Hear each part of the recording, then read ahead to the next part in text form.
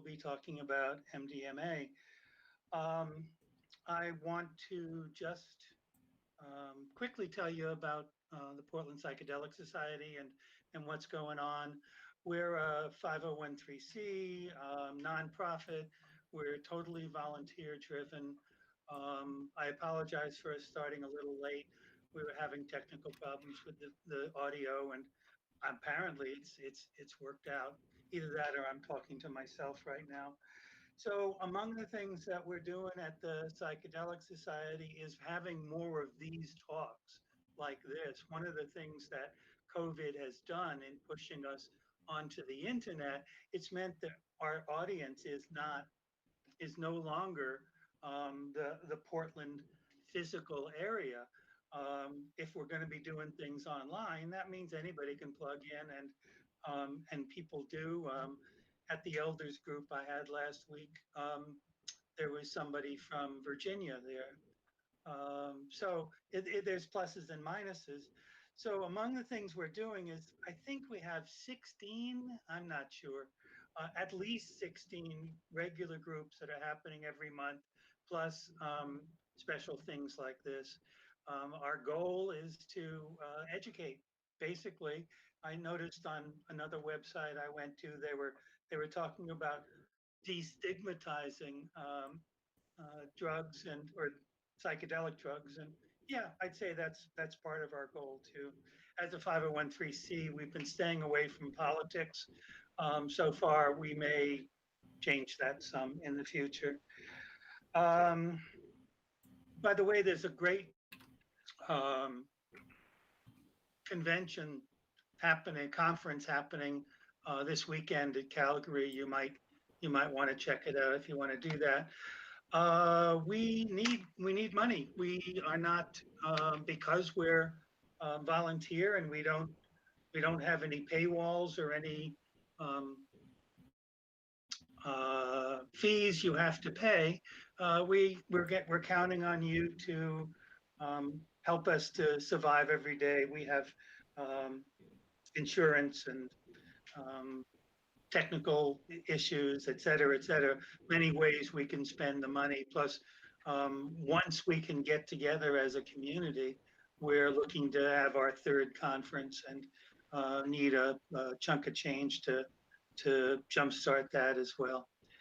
Any case, you can donate if you are so inclined, even $5, whatever, on our website, www.portlandpsychedelicsociety.org. There's a big donate button there. Among the things we're doing is build a much more professional website, which will have blogs on books and research and other things like that, and a list of all our groups. So Dr. Addy is a practicing therapist here in town. He also works on the internet and with telehealth, and claims that he was into telehealth before it was cool. Any case, he is a transpersonal, or graduated with a degree in transpersonal therapy from CIIS, or no? Yes? No. Where? From where? ITP, Institute of Transpersonal Psychology. Oh, that's right. Yes. And came here from Yale, where he was doing various kinds of research in psychedelics, including salvia, and I guess a little MDMA as well. Any case, anything else I should be saying to you, Dr. Addy, saying about you, except that you're handsome and charming and... That's the important stuff. Okay. Pretty good, thank you. The handsome and charming Dr. Addy. All right. Hi, everyone. Just going to share my screen here.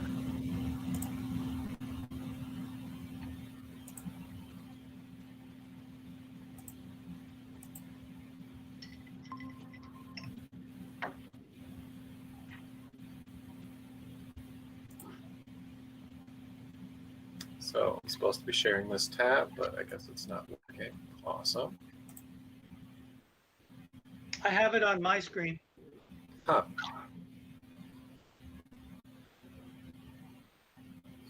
Okay. All right. Awesome. So we'll just do that then. Great. This. Forgive us, we're novices with this. We will get more professional quickly. Yeah, so I've definitely, I've done various online stuff before. This is my first time ever doing a YouTube live event. So we'll see how this goes. Okay. All right, awesome.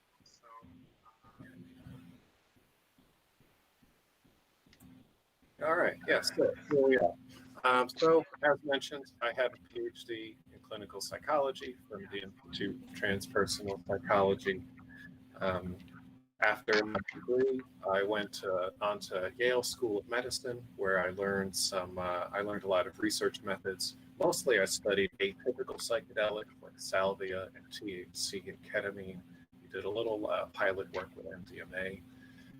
Now I'm a licensed therapist here in Oregon and Washington. If you want to learn more about me or other stuff that I do, you can go to my website, peterhaddy.com.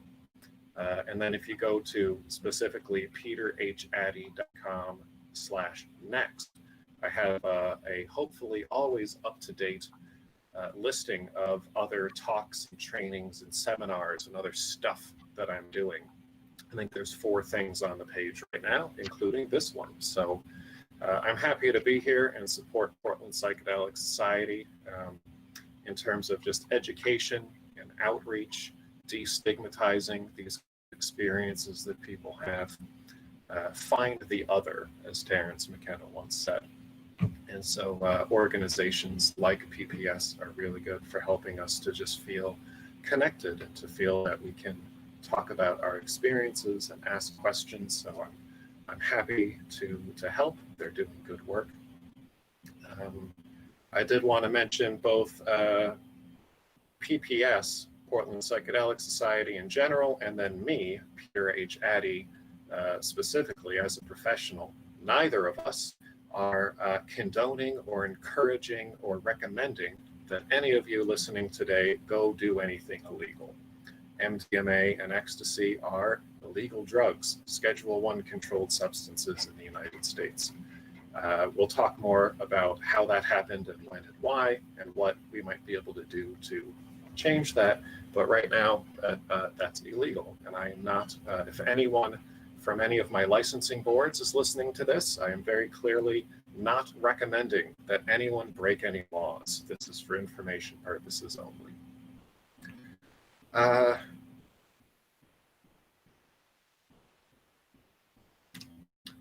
So here's today's talk. Here's kind of what I wanted to bring up and the order here. It's well, first, so we talk a lot, anyone who has any kind of experience with psychedelics, we talk a lot about set and setting. This is true with MDMA, LSD, psilocybin, salvia, all that stuff. Set and setting. Set is the mindset, the psychological, mental, emotional space that we bring to the experience. And setting is the environment, the physical surroundings that we're using the drug in. And these two things profoundly impact the kind of experience that we have. I'm a little, distracted. Maybe it's a little bit on my mind, on the forefront of my mind right now, that George Floyd is dead. Tony McDade is dead. This week alone, 2 Black men were killed by the police.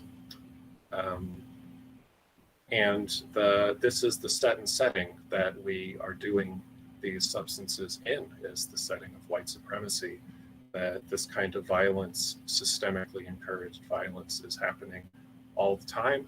These are 2 big examples. There are many smaller examples every day for many people, and it's just kind of disheartening and a little distracting for me to talk about healing and oneness and togetherness when when the setting that we talk about healing in is the setting of police violence in that way. So little distracting. Not to make this a political talk, but it's on my mind. It's part of the set and setting of this talk, the set and setting of this country, and anyone who is using these drugs. So it's unfortunate. Back to today's talk. We got five pieces here. And I want to mention for everyone who's interested, so I'm going to talk about 5 different things. And at the end of each one of these sections, there's going to be a little break for questions. So if whoever from PPS is, monitoring the chat, those are the times you can just jump in. I've added time for question and answers at the end of each of these sections. And then I'm also going to have a little bit of a break halfway through, which is about at the end of section 2, the beginning of section 3. That's about roughly halfway, maybe. So good time to stretch, get a glass of water, just kind of practice some self-care. Zoom fatigue is real. It's hard. So I encourage everyone to take care of themselves, take a little break there. Here are the kinds of things that we're going to be talking about. This is vaguely, more or less, kind of historically based, kind of a chronological thing. So how did it start? Where did MDMA come from? When and why was it first synthesized? And how was it used back in the 60s and 70s and 80s? It was outlawed in 1986.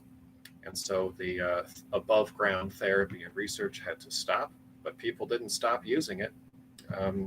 People don't stop using a drug just because you outlaw it. So street use of ecstasy has continued unabated since then.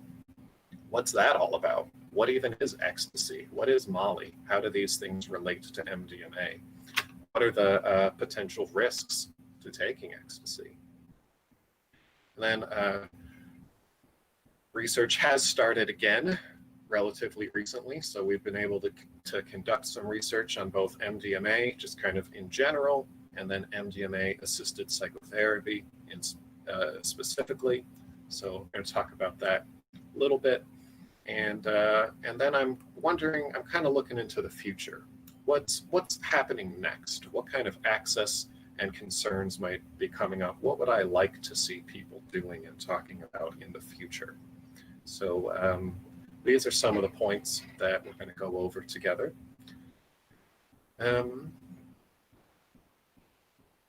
If there's any, like I said, if there's any questions, you can certainly put that into the chat. We've got some time for it, and you can reach out to me as well. Go to my website. You can contact me from there if you have any questions. So here's what we're doing today.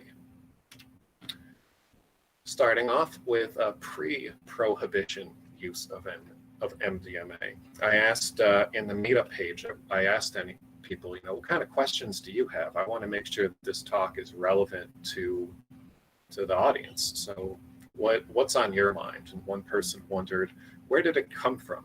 What's the early history of this stuff? So I want to make sure to hit that. MDMA was first synthesized in 1912. It's been around a very long time. It was created as an intermediary. So Merck Pharmaceuticals, the way that you synthesized chemicals, I'm not a chemist, but from what I vaguely remember from my chemistry class, there are steps. I have chemical A, and then I turn it into chemical B, and then I turn it into chemical C. And so there are these kind of intermediary steps to get from the beginning to the end. And MDMA was first described as just one of these intermediary steps. They weren't interested in MDMA for itself. It was only interesting because of what it could turn into later. It was first synthesized in 1912 and patented in 1914. Many years later, the relative MDA was patented, and that was tested as an appetite suppressant. So a common misconception, a common myth that I see is a suggestion that MDMA was patented or designed or sold as an appetite suppressant. It was not, but its close relative MDA was, in fact, tested for that. but they never marketed it. As far as I could tell, it was never sold to anyone. They abandoned that because MDA had this pesky, unwanted side effect of being psychoactive. It made people feel more energized and more talkative and feeling kind of weird inside. And you don't want that if you're making an appetite suppressant. So that was considered an adverse side effect, and it was just kind of shelved. But they never marketed. As far as I could tell, it was never sold to anyone. They abandoned that because feedback. If Joe and Jason, just make sure that you're muted. So anyway, MDA became popular in the 60s. People started using it. They called it the love drug or the mellow drug in the mid-60s. And then in the late 60s, people started experimenting with MDA-assisted psychotherapy. I'm going to show off some books today, starting with The Healing Journey by Claudio Naranjo. This has been out of print for many years, but MAPS recently brought it back. Well, recently, maybe like 10 years ago now. I guess that's not that recent. The Healing Journey describes an early example of MDA-assisted psychotherapy. This is a fascinating book. I love this book. It is subtitled Pioneering Approaches to Psychedelic Therapy, and it is exactly that. If anyone is interested in the history, like where did this stuff come from? We see what MAPS and Hopkins and all these cool universities, what they're doing for therapy now here in 2020. How did they come up with that? Did they just like make these protocols up out of nowhere? Of course not. They have decades of history to build on, and a lot of that history comes from or is described in this book, The Healing Journey. So it's a great book. MDA is different from MDMA. And Shulgin talks a lot about the differences between the two. I don't remember any of that off the top of my head, but I know that MDA does have more potential side effects, unwanted physical health effects. So it isn't really used much anymore, as far as I know. There is no psychotherapy research on MDA at the moment, but there was a lot of interest in MDA back in the 60s. And then in 1970, MDA was made illegal, along with just about everything else. Nixon pushed the Controlled Substances Act in 1970, and that effectively outlawed just about everything and slowed down or stopped just about all interesting research into these chemicals and the possible therapeutic applications. Nixon, I didn't put the quote on here, did I? Boo. Well, so I don't have the exact quote, but Nixon knew that he was getting a lot of flack by anti-war protesters and Black rights protesters. And he knew that you can't just outlaw Black people or anti-war demonstrations, but what you can do is outlaw the drugs that they used and thereby criminalize the people who are engaging in these activities that were fighting his system of power. So Nixon was very clear why he was doing this, and it was specifically to stop political protests and to stop racial equality. That is why MDA and related compounds were made illegal in 1970. A few years later, 1976, this is the big moment. This is akin to Bicycle Day for LSD enthusiasts. In 1976, Dr. Alexander Shulgin synthesized MDMA, and as all good chemists will do, he tested it on himself first. 1976 is a big moment. Dr. Sasha Shulgin, if you don't know him, he's a luminary in the field. He invented hundreds, probably. I don't think that's exaggerating to say over 100 different phenethylamine and tryptamine compounds, but it all started for him with MDA and MDMA. And he realized, oh, this is pretty interesting. There's some interesting stuff here with MDMA, and it was not illegal. MDMA was not made illegal in 1970. The next year, 1977, he introduced MDMA to a man named Dr. Leo Zeff, who was known at the time as Jacob, or rather I don't have that book with me, but there's an excellent book called The Secret Chief, also published by MAPS. In the book, The Secret Chief, the man is referred to by the pseudonym Jacob. Later on, it was revealed his true name, Dr. Zeff. The Secret Chief is one of the most influential books that I have read when I was coming up with my own research design, my own studies. Dr. Zeff was an underground therapist. He was using MDMA when it was legal, and he was using LSD and psilocybin and other things after they were outlawed. He felt that it is unethical to withhold treatment from people who are suffering and who could safely benefit from a treatment. Other people, such as my licensing boards, would say that it is unethical to encourage your clients to break the law. So there's a bit of a push and pull there. But Dr. Zeff felt that it was more important to help people, even if he was putting himself at personal risk. And he started doing so in 1977 with MDMA. Anne Shulgin, Sasha Shulgin's wife, she estimated that maybe around 4,000 therapists were introduced to MDMA by Dr. Zeff and his colleagues. I got that number and most of this early timeline from this book, Ecstasy, The Complete Guide, edited by Julie Holland. This book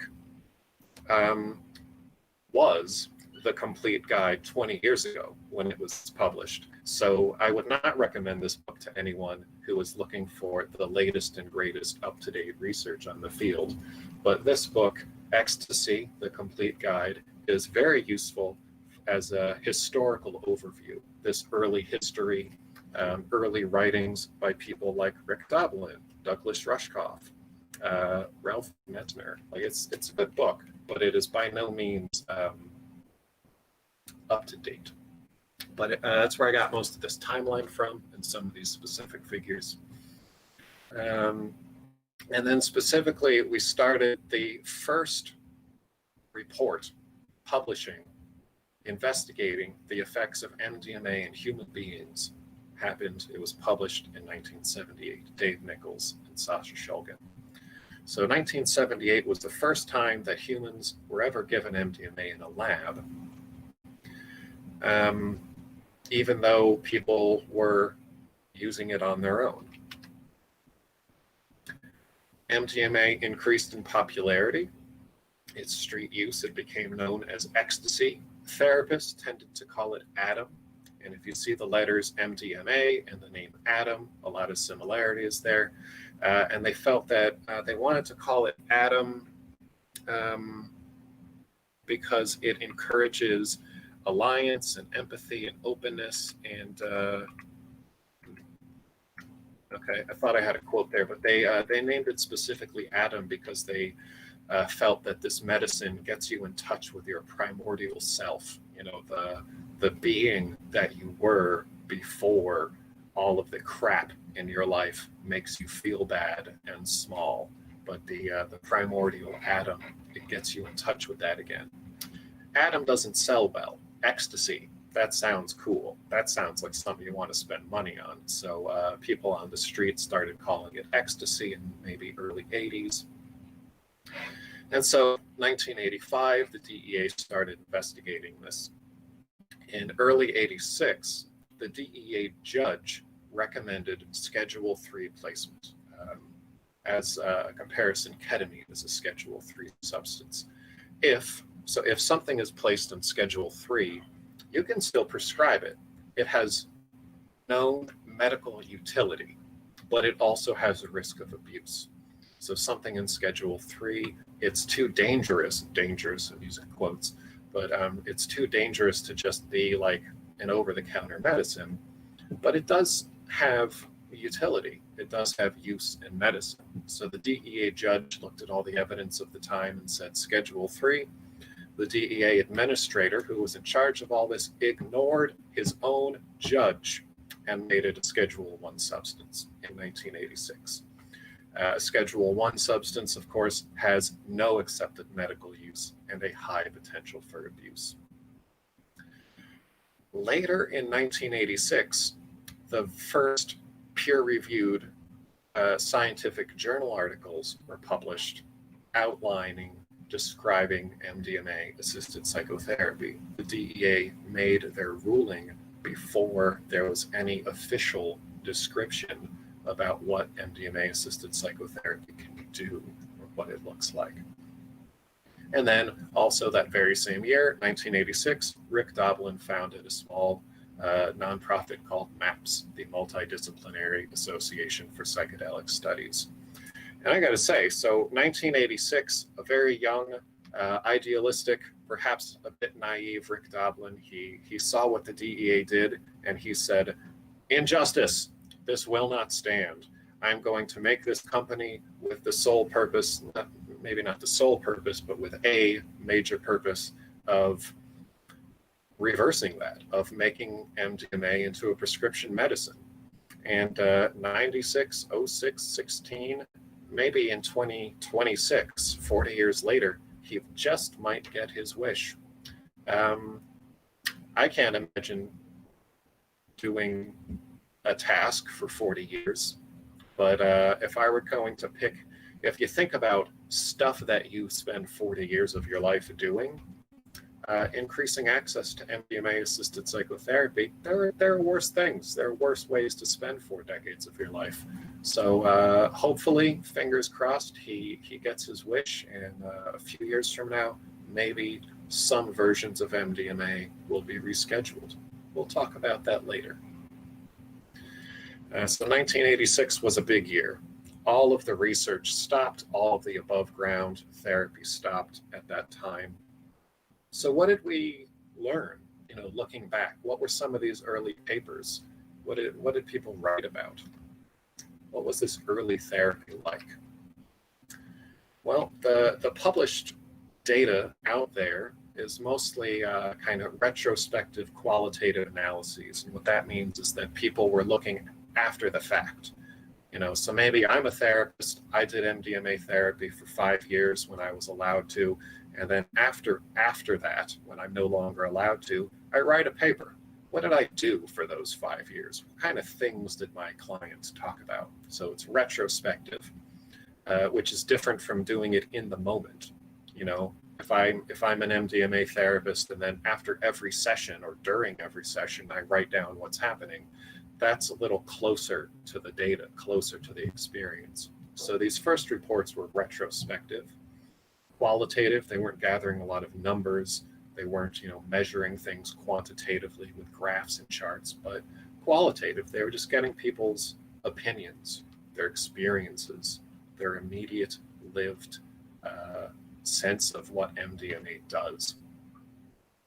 And it was suspected, it was hypothesized that MDMA-assisted psychotherapy reduces or somehow eliminates the neurophysiological fear response to a perceived threat to one's emotional integrity. Let's break that down a little. That's a big sentence. So kind of going backwards from it. So let's say I'm the client here. I perceive a threat to my emotional integrity. That could be that I'm walking along in the forest and I turn a corner and there's a bear. Perceived threat, to my physical and emotional integrity. I freak out and my fight or flight drive goes into overdrive and I have to take care of myself to save my life. So I have an acute neurophysiological fear response to this perceived threat of a bear. Good, I should, let my brain working correctly in order to preserve my safety and my emotional integrity. But then maybe later on, the next day or a couple of weeks or a couple of months later, I'm walking down the street, and I turn a corner and I see a bear, but I see a large hairy man in a brown fur coat. I see that kind of bear. And I have the same kind of emotional threat, and I think, or emotional response to this perceived threat. So I turn the corner and I see a human who reminds me of the bear, and I have a similar neurophysiological fear response. Well, that's not healthy. That is not adaptive. My life isn't actually in danger from that man. When it was a bear, an ursine, my life was potentially in danger. So the fear response was valid. It was justified. But then I become hypersensitive. I become hyper aroused to perceived threats of bears.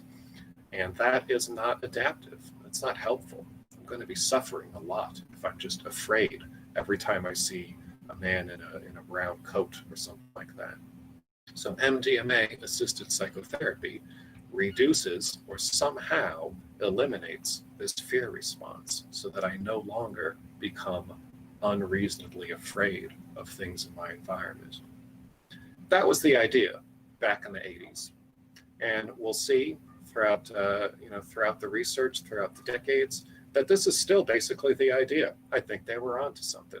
We have a lot of really fancy terms to use and neuroimaging data. We got a lot of cool pictures, a lot of cool charts and graphs, but it comes down to basically the same idea that the fear response becomes too much. It's too loud. And MDMA-assisted psychotherapy helps us to be able to turn down the volume on that fear response. This early retrospective qualitative literature reported common benefits like positive changes in attitude or feelings, expanded mental perspective, increased insight into personal problems, and positive changes in relationships.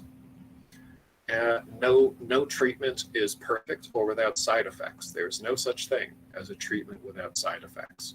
And so MDMA-assisted psychotherapy had side effects or undesirable, unpleasant effects like emotional symptoms, anxiety during and after, and physical symptoms like jaw clenching too much.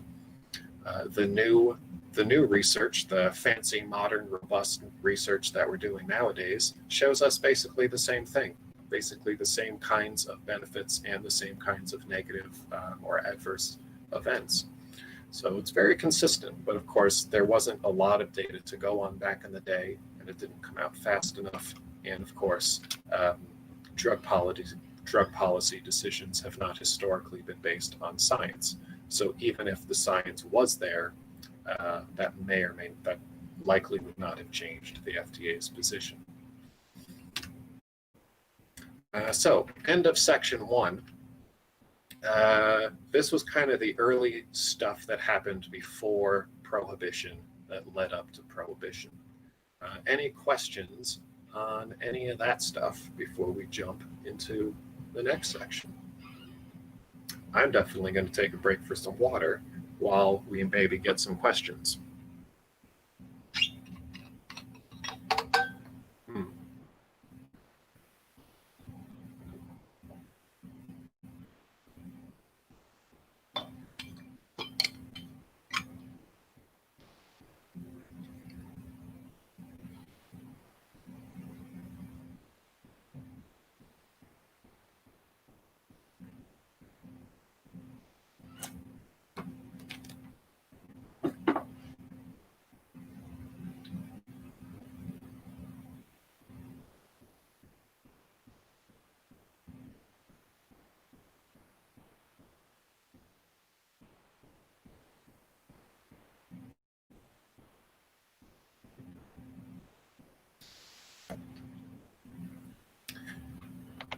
There I am.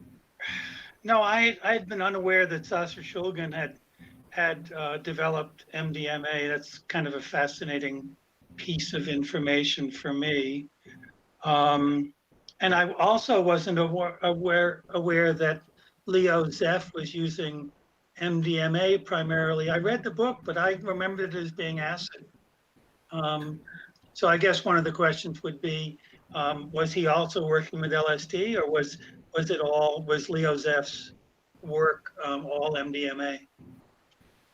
For what I remember, he used he had a bit of a toolkit. You know, he used a lot of different things, and I really wanted to show that book off, but that's in my my office, which I haven't been to in like 2 months because stay at home, in my home office. And a lot of my favorite, like my coolest books, like The Secret Chief, are in my other office. But if I remember right, he was you know, his first introduction to a psychedelic was MDMA, but then he kind of branched out from there, and he used a lot of different things, including LSD. So just kind of, he worked a lot to try to figure out what's the best tool for this particular person at this particular time.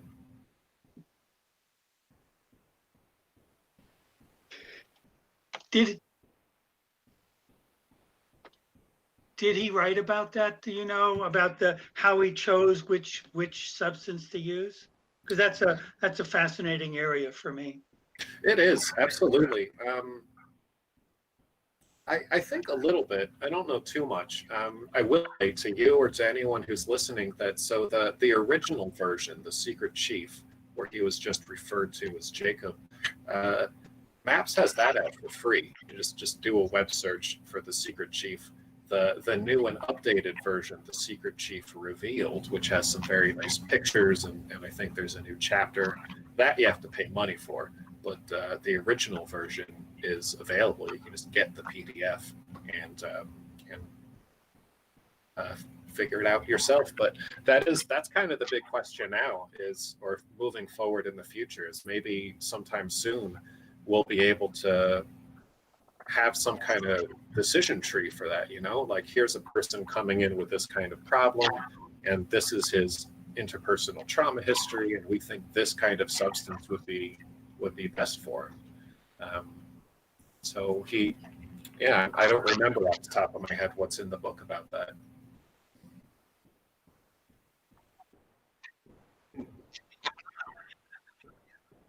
Haha, that's going to be section 2. Definitely getting into that one. That's a good one. Okay, let's go into that. So first, I got to pause here a little bit and talk about definitions. You know, the research scientist in me loves getting into very exact use of words and language. So we talk a lot about the kind of the default if you're reading a journal article or a lot of popular press articles is people talk about recreational use. It's kind of medical use, or everything else is recreational use. I don't like that term. I think it's a bad term. For several reasons. One reason is because recreational use, like to just kind of lump, here's approved, FDA, DEA approved medical use of MDMA, and then here's everything else. That's a really big bucket that you're dumping everything else into.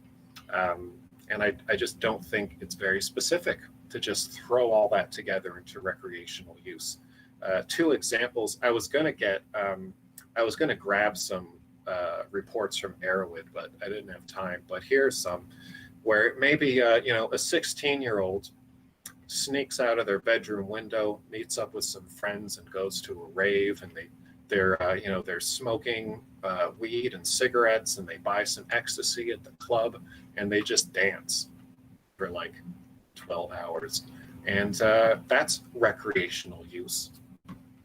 Or another example, here's a couple in their 40s, and they take ecstasy once a year on their wedding anniversary, and they plan it for weeks.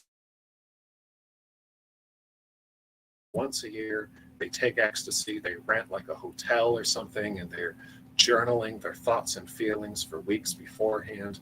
And they make the perfect playlist. They put like tons of intention into it to have this once a year experience of reconnecting with each other, to reconnect and feel love for each other without guilt or fear.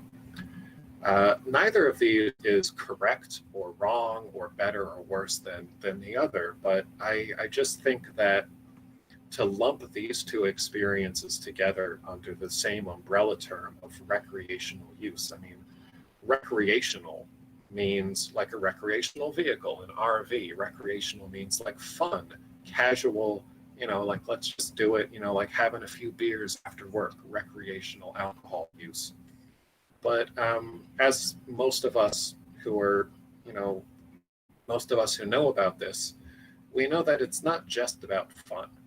Like, yeah, fun, like going to a rave is fun, but it's more than fun. It's about maybe transforming isolation into connection.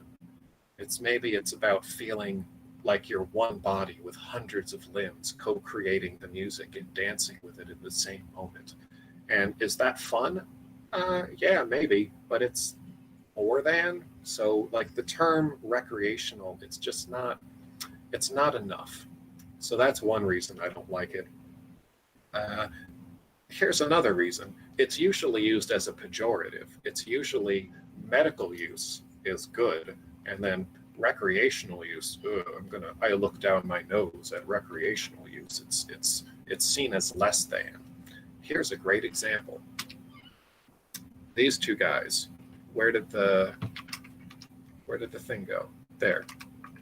Twice. All right, so I want to point out these two guys. I got this from a recent Forbes article, came out last month. The guy on the left is J.R. Ron. The guy on the right is apparently some kind of famous star and investor. He's a guy with a ton of money named Kevin O'Leary.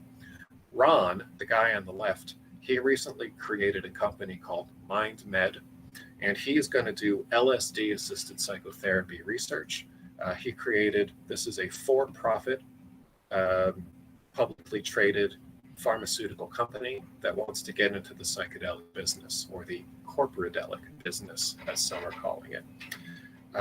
O'Leary, the guy with the money, only agreed to give MindMed money if he promised that the company would not pursue the recreational market. See, we gotta keep things medical. Medical is good. Recreational, ooh, we don't want that. Let's see here. Ron, so this was an article from Forbes. Right, I already said that, Forbes. So in that article, it is said of J.R. Ron, he realizes that he has a cultural battle to fight, as well as in convincing people that LSD, which has long been used as a recreational drug, is also a serious pharmaceutical medication.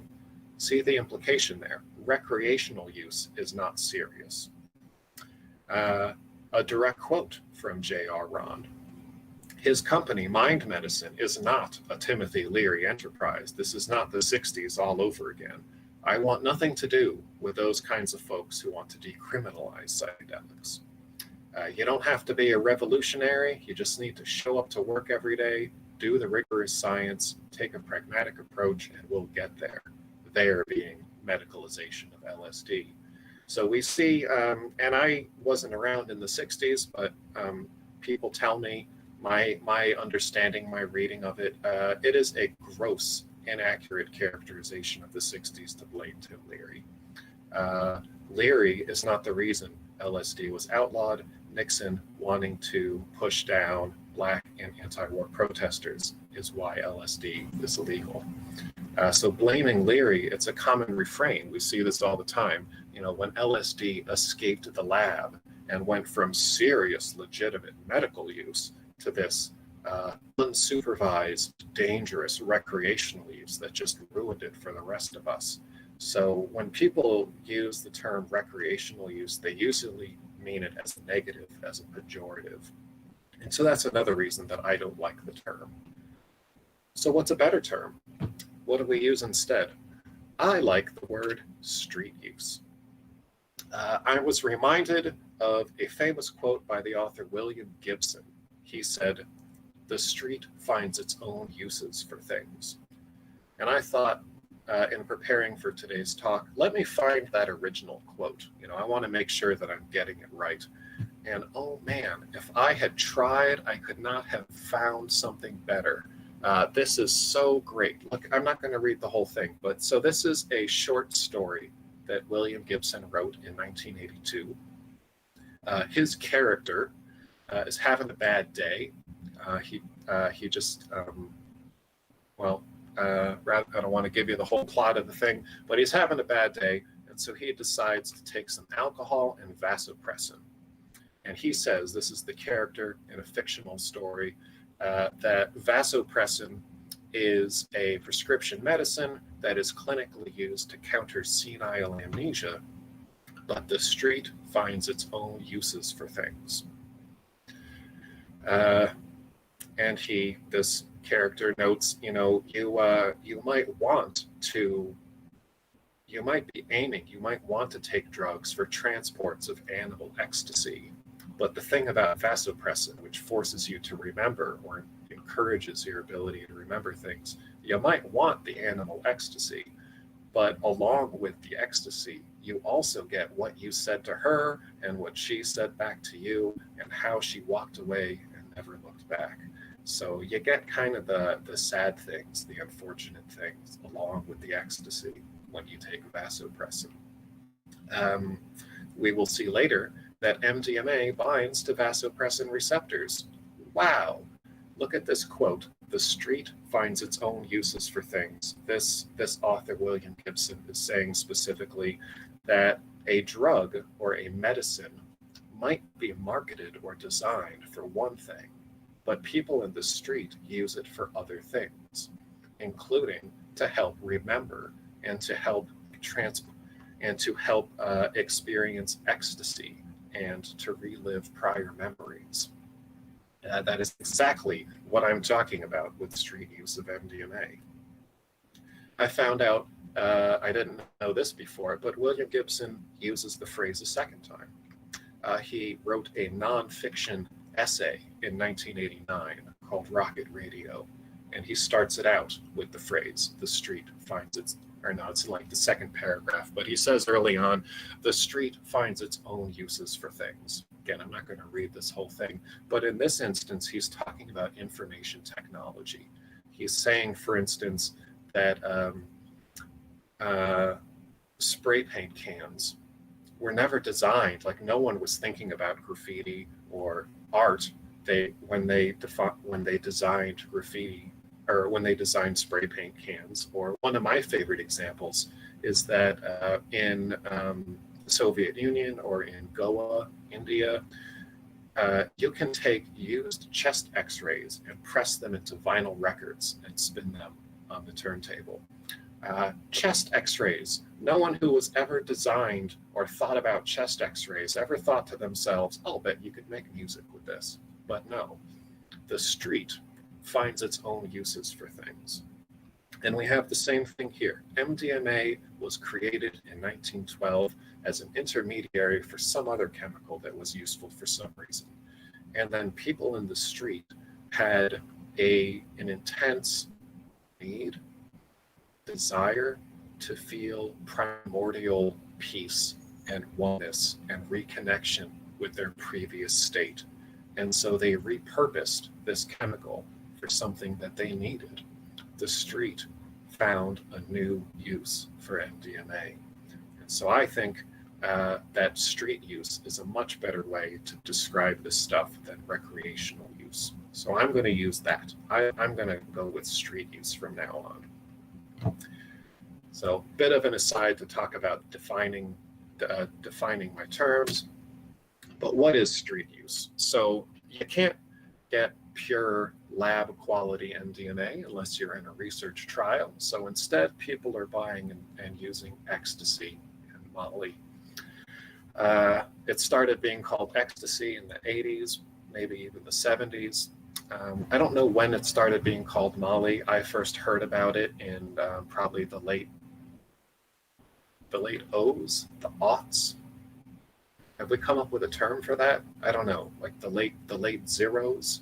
That's when I first heard about it, but I am by no means hip and young and on the cusp of terminology. But for today's talk, I'm going to use the terms interchangeably. Ecstasy and Molly are the same thing, in my opinion. It was originally thought that it was recognized that ecstasy pills can be dirty, and Molly, in contrast, is pure MDMA. That is not true. It is, sometimes we see that ecstasy is sold as pills and Molly is sold as just powder, not pressed into pills. So that's fine. But, you know, if I wanted to make a quick buck, I could buy some ecstasy pills and then crush them up into powder and then sell them as Molly. So, I mean, just the form that something takes isn't really indicative of what's in it. And the name that you use to describe a substance isn't really indicative of what's in it either. And I'm going to show you all about that. This is in terms, the two more terms we have to define: purity and potency. When I wonder what is ecstasy or what is Molly, I want to know two things. I want to know its purity. What are the chemicals that are in this pill? Is it one chemical? Is it 5 chemicals? What is in this pill? And then I want to know the potency. How much? Okay, I know that this pill contains MDMA. How much MDMA is in it? Is it 50 milligrams? Is it 150 milligrams? These are important questions. So purity and potency. How do we figure that sort of thing out? Well, here in the United States, the best place that I've found is you can go to ecstasydata.org, or its new and improved name is DrugsData, because it's not just about ecstasy anymore. Go to drugsdata.org. It's an independent lab and analysis program. And here's what you can do. Every one of you listening today can do this. You buy a bunch of ecstasy and you want to know what's in this. Take one of those tablets and a money order for $40 and send it to the independent lab, and they will do an analysis for you and publish it online. Or if it's not a pressed ecstasy tablet, if it's something else, then more money, $100 or $150, but $40 for the ecstasy tablet. And they have been doing this for 20 years. 1999 is the first time ecstasy data came up and published some results. So they got a lot of good data to pull from. But I want to point out that this is not what we call a representative sample. Who wants to mail perfectly good drugs and you don't get it back? There's no return. So it's just gone. So you're giving away drugs and you're paying money to have this analysis occur. Who does that? Well, hundreds of people, this happens hundreds or thousands of times. So a lot of people do that, but it's not representative. You know, we could say that the people who are willing to go through this trouble, maybe they're less certain about what they bought. And that's why they want to spend money on it. Or maybe they are like super into drugs and they just know like a lot more than most people. And so they want to support this program. So we don't know how representative these samples really are, but it's a really good start. It's the best place to start from to look at drug purity over the years. So here it is. Here's their data. The most important thing I want to show you from this graph is the green line. If you look at the green line, that is the total number of pills that this program received in any given year. Last year, 2019, over 700 people mailed in ecstasy tablets and the $40 money order. Over 700 people throughout the country. In contrast, in 2006, maybe only 50 people did that. So it changes a lot over time. And that's important when we talk about other stuff. Like if you're looking at a total sample of 50 or a total sample of 700, then those are very different numbers. But overall, we can see that the amount of pills that contain MDMA and nothing else has increased a lot in the last few years. And the number of pills that don't, the number of pills sold as ecstasy that have no MDMA whatsoever, that there's a bunch of those too. This is maybe a better way to look at it. This is just, it doesn't matter if there were 50 pills or 700 pills, we're looking at percentages now. And this can be a lot. I just kind of want to point out in general,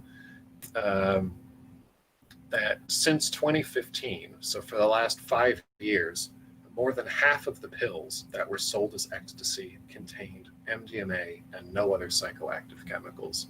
So for the last 5 years, if you bought an ecstasy tablet, chances are it was just MDMA. You had a greater than 50% chance that that pill that you bought was just MDMA and had nothing else in it.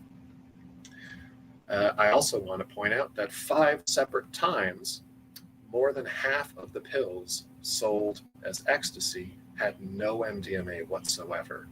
2004, 2009, some of the other years. If you bought a pill of ecstasy in 2009, chances are it had no MDMA in it at all.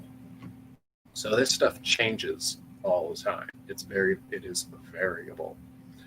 The kind of the lowest point is 2009, where 63% of ecstasy had no MDMA at all. And on the opposite side of things, the most reliable or the most pure was just last year. 84% of ecstasy pills had only MDMA and no other psychoactive chemicals. So we see that's a huge range from 30% to 80%. So the first question in my mind when I see something like this is, well, what's the something else? The red numbers here is when ecstasy had MDMA and something else. Or if you buy a pill of ecstasy and it doesn't have any MDMA, what does it have? What is in there? What did you just take? Well, here's this thing that I made. It changes. Every year is a little bit different. I didn't want to show you 20 different pie charts because that's just way too much. So this is just over the entire 20-year period. Every single pill that was sold as ecstasy, that drugs data analyzed and published, a little bit over half of them only contained MDMA. And when there wasn't MDMA, it was mostly stimulants. And stimulants, it's kind of a broad category. That could be caffeine, or that could be methamphetamine. So there's a variety of different kinds of stimulants. But that makes sense because MDMA is itself an amphetamine derivative. So if you have MDMA and some and Adderall or Ritalin, then that's similar. The next most common thing was ecstasy-like compounds, and that means things like MDA, MDEA, other letters. There's a lot of different letters of things that are in the same class as MDMA. Probably MDA is probably the most common one, but I don't have a chart for that. And that makes sense too. I mean, so if you're a lab and you're making MDMA, it's probably pretty easy to make some MDA as well with some of the leftovers. I don't know how to make MDMA. I'm just guessing that if you're making one of these compounds, it's pretty easy to make something else in the same family. And then the third most common one is dissociatives, and that's probably going to be like ketamine and dextromethorphan. And then we have things cut off there, but the next one, orange, is supposed to say non-psychoactive substances, I think. And that means binder, fillers, sugar, cellulose, things like that. And then 2% of these pills had no detectable substances at all. So it's like nothing but cellulose. So that's... I hope you don't spend a lot of money on ecstasy pills and then you get no substance at all. Non-psychoactive substances could be things like Tylenol, stuff like that. So we see that if you're buying ecstasy and it does not have MDMA, you're probably getting some kind of stimulant or some kind of similar ecstasy-like compound, or a better term would actually be MDMA-like compound. So you're probably getting something kind of close to MDMA if it's not actually MDMA, but maybe not. There's a 4% chance that you're getting ketamine. And not to say that taking ketamine is a bad idea, but this is part of informed consent and having a good set and setting. If you think that you're taking ketamine and you actually take ketamine, then you can have a set and setting conducive to keeping yourself safe and having a valuable experience there. But if you think you're taking MDMA and you actually are taking ketamine, then that's probably going to be weird and confusing. And the set and setting are probably not the most conducive for that. So I'm a huge proponent of informed consent. And if you don't know what drug you're taking, it is really hard to prepare for that. And you cannot fully have informed consent for something if you don't know what it is. So that's so this is purity. I said purity and potency. So purity is just what's in that pill. Most of the time, there's probably some MDMA. It could be nothing but stimulants, or it could be MDMA and also stimulants, or any mix of all of this stuff. The other question is potency. So okay, fine. So I got this pill. It's sold as ecstasy. It contains MDMA. Great. How much? How much is in there? Drugs data doesn't have that information because the U.S. doesn't allow it. The U.S. We don't want to appear soft on drugs, and anything where you try to help people make informed decisions or reduce harms for their use, that's seen as encouraging drug use, and we don't want any of that. So drugs data is not allowed to test for or publish potency data. But Europe can. So I found this chart from an article that came out last year. I forgot where exactly I got this, but you can ask me later. I can pull it up if you email me. But there are 4 different groups. There's a group in the Netherlands, there's a group in Spain, there's one in Switzerland, and there's one in the United Kingdom. And all 4 of these groups looked at MDMA potency or content over the years. Where did they get these things? It's not a mail it in kind of program like drugs data. They got this stuff from 2 sources. One is police raids, or police interventions is probably how they worded it. So when material is confiscated, it can be sent to a lab and analyzed for content. And the other is this really cool idea called Amnesty Bins. So if you're going to a club in, I don't know, the Netherlands or somewhere, if you go inside that club and you are found to have drugs on you, you will be arrested and bad things will happen. So when you're in line to get into the club, there's a lockbox called an amnesty bin. You put stuff in that box, no questions asked. No one's going to follow you. No one's going to ask what you put in there. And then at the end of the night, the police come and take the bin and do testing and then destroy the stuff. So no one gets in trouble, but also fewer people are taking drugs. So the amnesty bins are another great source for this kind of data. So all of this stuff put together, I would say that those 2 data sources are more representational, more representative of the general population. No one had to go out of their way to fill out a form and get a padded envelope and get a money order and do all of that stuff to mail in a sample. They were just sort of minding their own business, and then the police showed up. They didn't want to give a sample for testing. It just sort of happened. So that's probably more generalizable this way. Looking at this chart, I have 2 takeaways from it. The first, you'll notice the little diamond is from the Netherlands data. That number or that line is higher than the other 3 every single year. The other 3, the circle, the square, and the X, they're pretty much the same. They kind of go in and out. They're woven together for all of these years. And then the one from the Netherlands is always higher.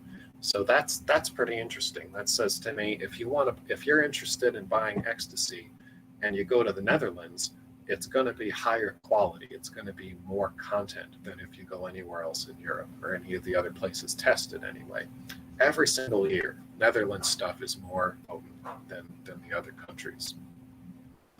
The other thing that's interesting to me is that overall, the number kind of went down a little bit from 2000 to 2009, and now it's going up a little bit. So at the lowest point, if you bought a pill of ecstasy in the United Kingdom in 2009, it had about 40 milligrams of MDMA. And then same place, if you buy from the same place, London, the United Kingdom, 10 years later, it probably has around 100 milligrams of MDMA, from 40 to 100. That's a big jump. Or, you know, if you bought from London in 2009 and then Amsterdam in about 2015, that went from 40 to maybe 140. That is a huge difference.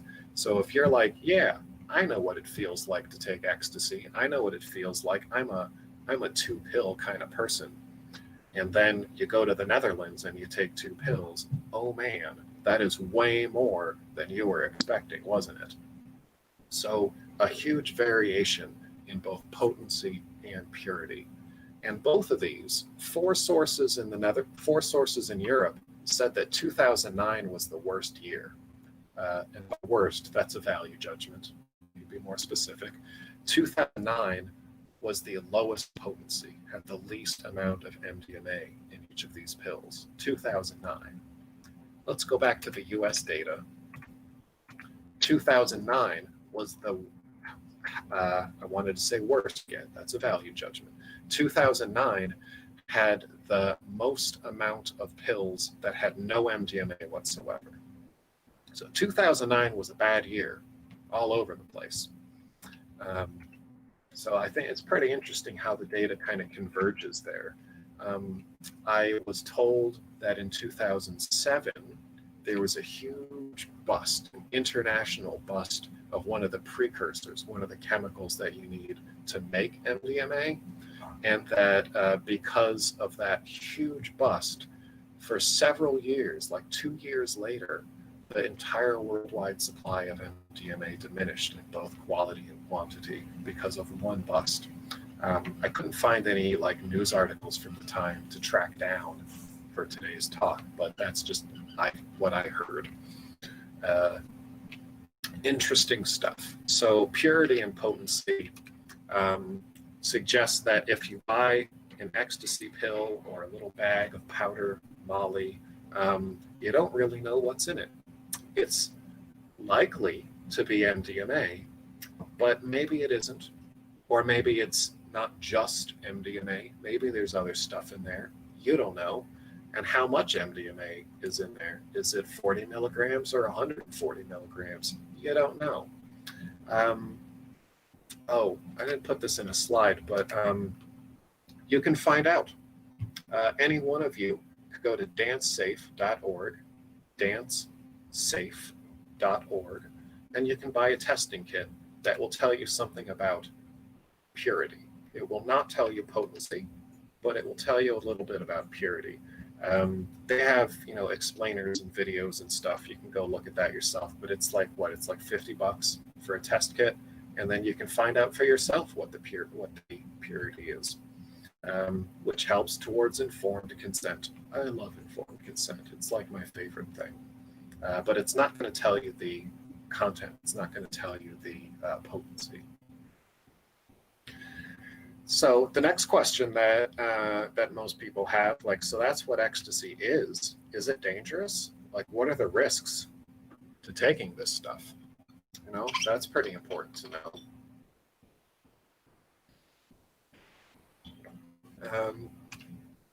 There are a lot of ways to figure out risk. My favorite, I'm going to plug another book here. This is one of my favorite books about drugs of all time. This is called Drugs Without the Hot Air by David Nutt. This is the new fancy hardcover second edition that just came out this year, revised and updated. I cannot recommend this book highly enough. Drugs Without the Hot Air by David Nutt. Fascinating story about Dr. Nutt. You can read all about it in his book, but man, just amazing stuff. This book, amongst other things, talks about multi-criteria decision analysis, which is a mouthful. What a long name that is. But basically, the idea is that David Nutt was the head of, he was like the drug czar. He was like the head of kind of of England or the UK's version of the DEA. I mean, they're not totally analogous because they're different forms of government, but kind of like that. And he wanted to know which drug is more harmful than another drug. Seems like a pretty basic question. Can we rate drugs in terms of potential harms? Can we say objectively this drug is less harmful or less potentially dangerous than that drug? He came up with this. He didn't invent it, but he used this thing called multi-criteria decision analysis, which is a very complicated sounding process where basically he got 14 experts in a room together. And by experts, I mean things like pharmacologists, emergency medicine doctors, adolescent healthcare professionals, police liaisons, community support professionals, just, experts from a lot of different walks of life, a lot of different kinds of professions. He got 14 of them together, locked them in a room, and had them rate 20 different drugs on 16 different criteria. These were criteria of harm to the user who was taking the drug and harm to other people. And as an example, if you drink alcohol, you might develop cirrhosis of the liver. That is a harm to yourself. You might also drunk drive and crash your car and kill someone. That is a harm to others. So pretty basic example there. So taking drugs could hurt you, it could hurt people around you. Can we objectively rate 20 different drugs on 16 criteria of harm? That's what he tried to do. In 2010, his team came up with this. Man, do I love this chart right here. It's a great chart. We see that all of these drugs were rated on a scale of 1 to 100. And we see over on the left, alcohol is the worst. Alcohol is the most harmful of all drugs. Alcohol is a 72. And then all the way over on the right, I put an arrow by it. Ecstasy is a 9. 9 out of 100. So ecstasy has some harm. The most harmful part of it is drug-specific impairment of mental functioning. I'll tell you more about that a little bit later. But ecstasy is potentially harmful because all drugs are potentially harmful. You can die from drinking too much water. Water is potentially harmful. Everything is. And so ecstasy is right there. It is more potentially dangerous than LSD, less potentially dangerous than taking anabolic steroids. So this was 2010.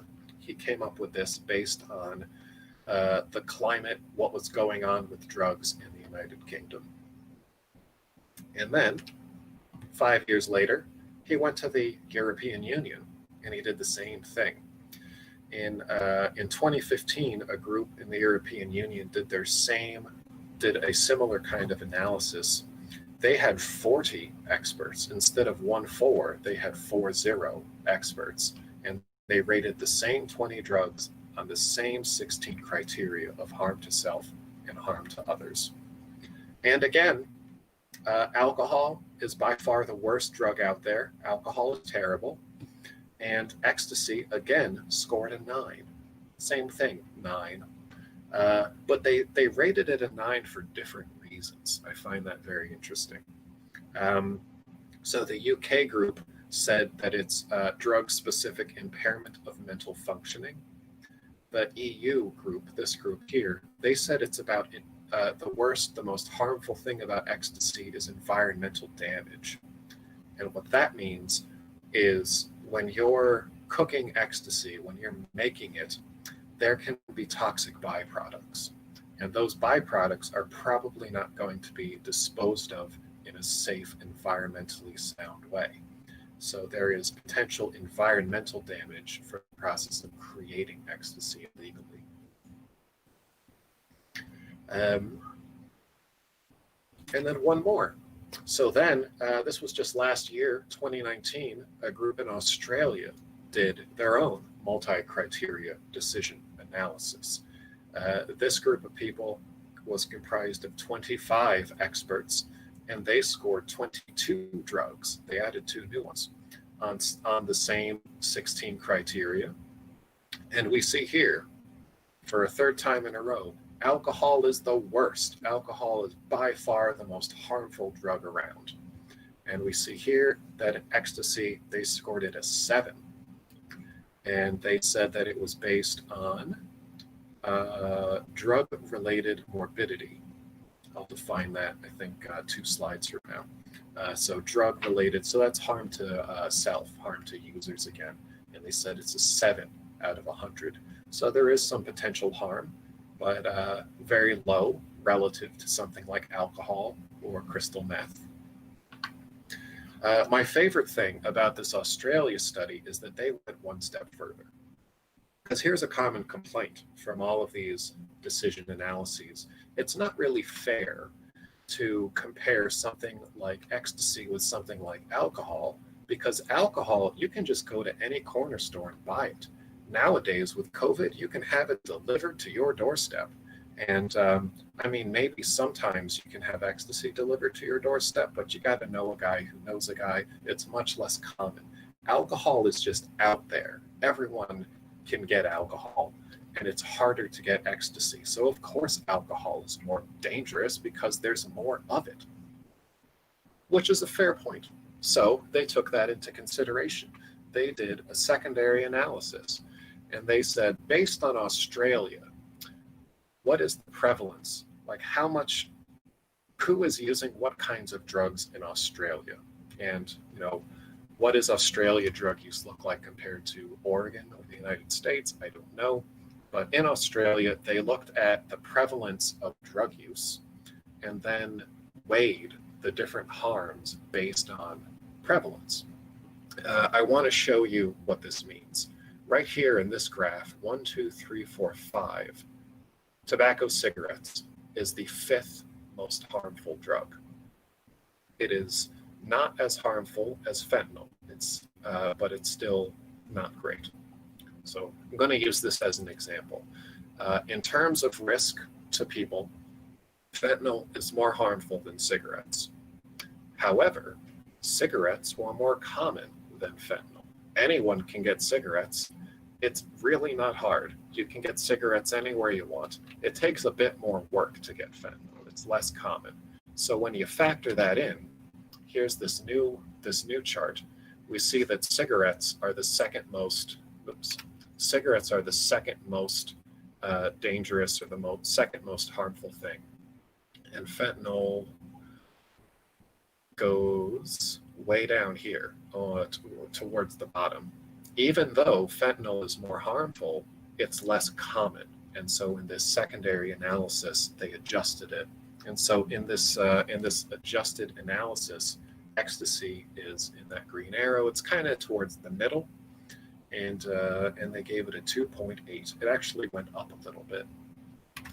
I mean, the number went down, but the placement went up a little bit, suggesting that ecstasy is more common than some of these other things. But still, alcohol is 100. Alcohol is the most dangerous thing imaginable. And compared to alcohol, ecstasy is a 2.8. It is 2.8% as risky as taking alcohol. So there is risk, but relatively speaking, pretty low. This is a pretty small number. What are these risks? Let me tell you a little bit more about them. So in these studies, they cited 3 different things. Drug-specific impairment of mental functioning, which they defined as when you take a drug, it impairs your judgment and you might do stupid things, like having unprotected sex or driving a car. Do not, any of you listening today, do not drive a car while on ecstasy. It's a bad idea.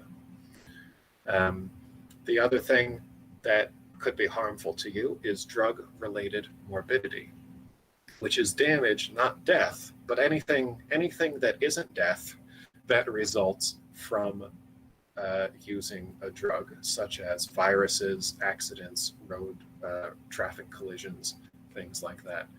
So, for instance, heroin. You know, some of the worst stuff about heroin is the fact that most people use it as an injectable. If heroin were only done with pills, it would be less potentially damaging because there would be less drug-related morbidity. But anytime you're injecting something, that makes it way more dangerous. Ecstasy is not injected. So the drug-related morbidity for ecstasy would be probably the accidents and traffic accidents. Excuse me. And then, as I mentioned, the environmental damage from polluting local areas. They also, in their definition, there was a second part here about things like needles. You know, one of the reasons heroin is so dangerous is because people use needles and then leave them around for other people to step on or find. But again, ecstasy, no one uses needles when they take ecstasy, so that's not relevant. But the production, you know, the actual process of creating ecstasy is in itself capable of environmental damage. So that's why ecstasy is dangerous or risky. It's risky because it might make you do stupid things, it might lead to unsafe behaviors, and it might damage the environment. There's one more, which was not included on these analyses, but there's one other thing. I already mentioned it, but I wanted to tell you again. The absolute worst thing, all of these analyses didn't mention it, but the most dangerous thing about ecstasy, and the reason why I do not and never will suggest to my clients that they use ecstasy, it is so very dangerous because it is illegal. If you, it is federally illegal. So if you possess ecstasy, that is a federal crime. You can go to prison. Going to prison is bad for your mental health. I don't think it's controversial to say that. But just in case I have to prove it, here are some numbers. These numbers are taken from the UK, from the United Kingdom, based on my favorite book, Drugs Without the Hot Air by David Nutt. But I'm sure the numbers are very similar for the United States as well. Prisoners are 10 times more likely to complete suicide than people in the general population. More than half of former prisoners are unemployed. Even in states, I don't know about if UK has banned the box. I think Oregon is, right? But other states, you know, some states have banned the box, where if you apply for a job, there's a little box. Check this box if you have ever been convicted of a crime. And if you check that box, you're probably not getting the job. So some states have banned that. But there are plenty of other ways to discriminate against former criminals. It is very difficult to get a job or stable housing. Half of prisoners have a mental disorder. I haven't read the study that came from, but that seems low to me. I would think it would be more like 95%, but okay, I don't know. The book said 50% of prisoners have a mental disorder. And the weirdest thing, it's not weird at all really, but 7% of prisoners, the first time that they used heroin was in prison. Prison, for some people, is a gateway drug to heroin. If we think that drugs are bad and we're trying to control what people use by outlawing drugs, you can't even control drug use in prison. So what chance do you have of being able to control it in the real world, in the rest of the world? So if you use ecstasy, there's a chance that you'll go to prison, which is demonstrably, objectively bad for your mental and physical health. So the easiest way around that is either don't use ecstasy or don't send people to prison for using ecstasy. So here's another slight aside. Any of you who are registered to vote in Oregon, please, please, please, please go to this website, yes, on ip44.org. This, we're gathering signatures. If we get enough signatures, there's going to be a ballot initiative in November, and this ballot initiative would decriminalize personal possession of small amounts of all drugs, including but not limited to MDMA. It's a very radical idea that people who are using drugs perhaps need treatment, and perhaps going to prison is not conducive to treatment. So instead, let's fund substance abuse treatment throughout the state, and we can pay for that by decriminalizing drugs. So it's a way to actually help people who are struggling rather than punishing them and making things worse. You don't have to take my word for it. Go to the website, read the text of the bill, make up your own mind. But this is something that I think would be good to reduce harm. So taking ecstasy, we don't know if it's going to be potent or pure, but we can guess based on our own testing or based on statistics. If we take ecstasy and it's only MDMA, there are some risks to ourselves. If we take ecstasy and it has other stuff, if it had ketamine or fentanyl or some other things in there, then that increases the risks. But if it's just MDMA, it's a relatively low risk, but it's not without risk. And by far the worst thing about it is that it's illegal. So that's the end of section 2, and I'm taking a little break here. So if there's any questions while I'm taking a little stretch, getting some water here, I'm happy to entertain them. Otherwise, we'll move on. And I see, yikes, it's 8 o'clock. All right.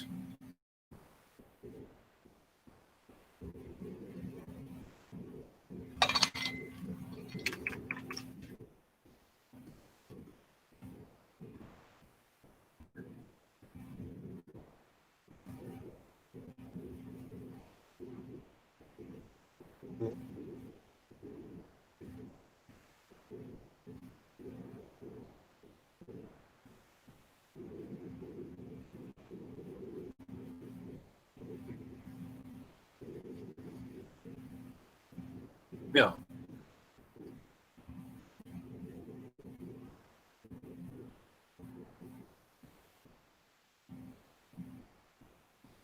Yeah. So the kind of, so what you're taking definitely, it depends on what's actually in the pill. And so in this particular chart, fentanyl or opiates, it wouldn't say, fentanyl specifically, but as a class of opiates, it would be one of these very small ones. But that's different for different years. So maybe that's gone up recently. Maybe it's gone down recently. I don't know. But luckily, opiates as a category are so uncommon that it barely even made it into the pie chart at all. It's one of these things that isn't even labeled.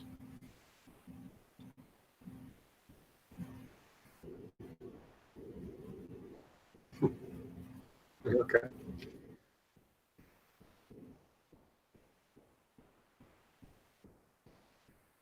Mm.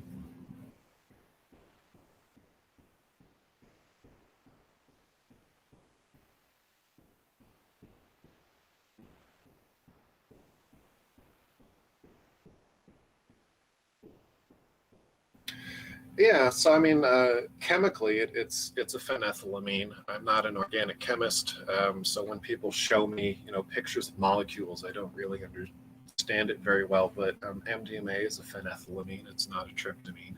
Is it a psychedelic? So that thing, phenethylamine versus tryptamine, that's describing the structure, what the chemical looks like in three-dimensional space. But then there's what does it do to you, which is it a psychedelic or not, is based on what it does, the effects it has on your mind. Yeah, I don't know. I mean, it's more accurately an empathogen or an entactogen, pathogen to generate empathy.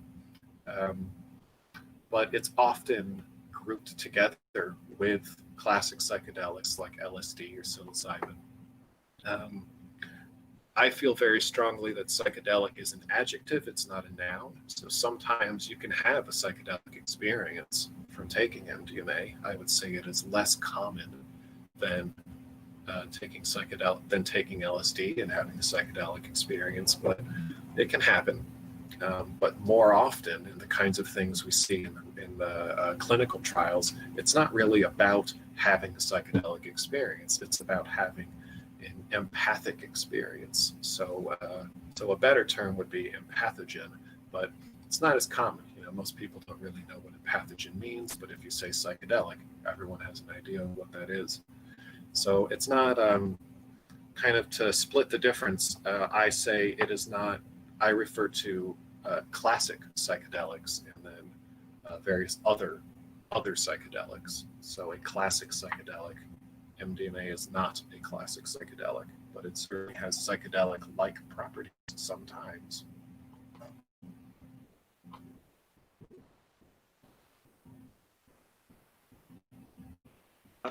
I'm in contact with a few people who use MDMA for therapy with people, and what they were reporting at least a year ago was that the quality of MDMA was going down, not up. They directly contradicted the charts you were showing, and I'm not sure what to make of that. I mean, it's possible there are local conditions that are different than the more national conditions. It's also possible they were just getting more paranoid and cautious, and it was a purely emotional thing for them. But there were several. There were 3 or 4 different therapists who agreed that they were very reluctant to use it because of the quality issues.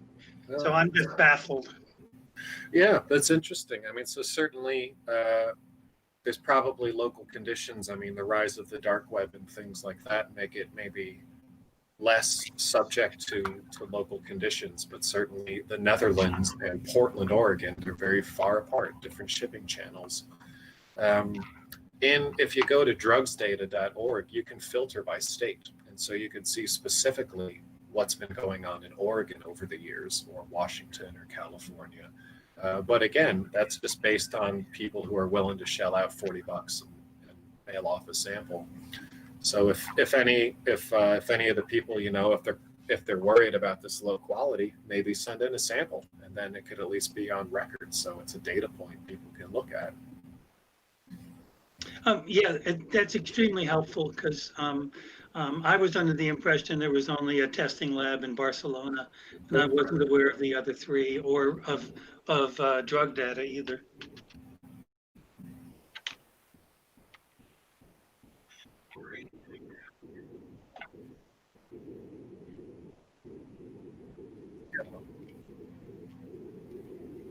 Okay. Luckily, the next sections are a little sparser, a little quicker. So let's talk a little bit about pharmacology. But honestly, did I put it in here? Yeah. So really, I'm going to suggest anyone who's really interested in a deep dive in pharmacology to check out some other lectures or some other YouTube videos here at Portland Psychedelic Society. Our very own Aaron Eisen, he's done like 4 or 5 talks on pharmacology and how these drugs work in the brain. Here's a link to just one of them, but there are several out there, and he would do probably a better job than I would talking about pharmacology.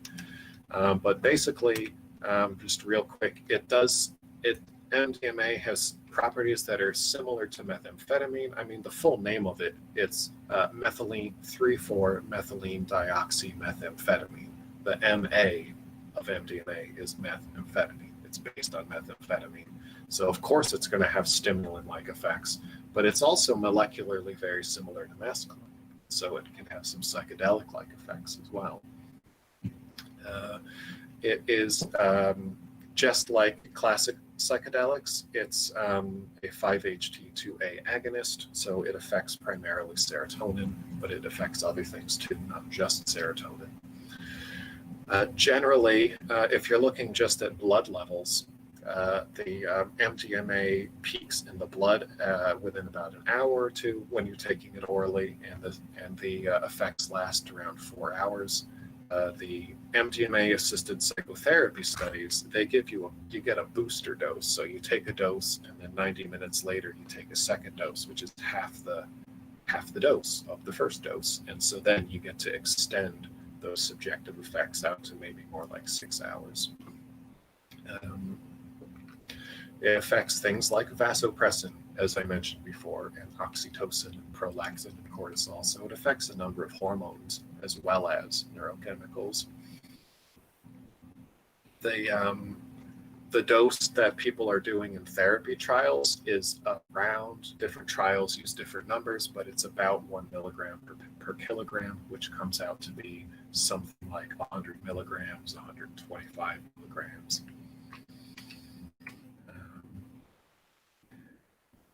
There are risks of MDMA. So MDMA and ecstasy are different things. I hope I've made a good case for that. Even pure, 100% pure lab-grade MDMA, there are some risks to it. The big one is cardiovascular risks. It increases your heart rate and blood pressure. So people who have uncontrolled high blood pressure and other cardiac conditions are not allowed in these psychotherapy trials, just in case. No one has ever had a heart attack or arrhythmia or other kind of cardiac thing in an MDMA-assisted psychotherapy trial, but they screen people out who have any kind of cardiac risk, just in case. It's better to be on the safe side. And of course, it can lead to anxiety and depression, not just during the session, but for several days later as well. So those are the main risks that happen from pure MDMA in a lab setting. We also note things like the same sort of stuff that we saw from the 70s and 80s. People talk about tightness in their muscles, especially the jaw, restlessness, dizziness, nausea, things like that. And these side effects can sometimes last a week or so after the therapy session.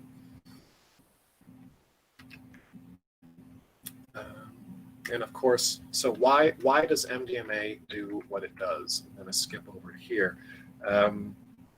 It does a lot of stuff in the brain and body.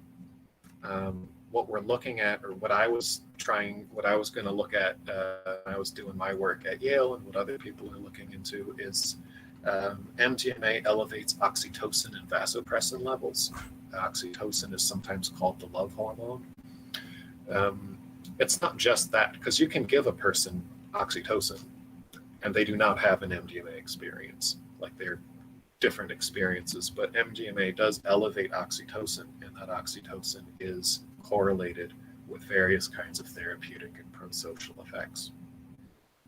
I think the most important thing is that it increases therapeutic alliance. If you're in a room with with two therapists and you're taking MDMA, you're going to be more trusting of them.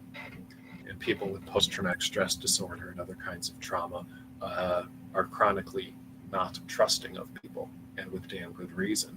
And so MDMA helps you to feel empathy and trust, maybe for the first time in decades.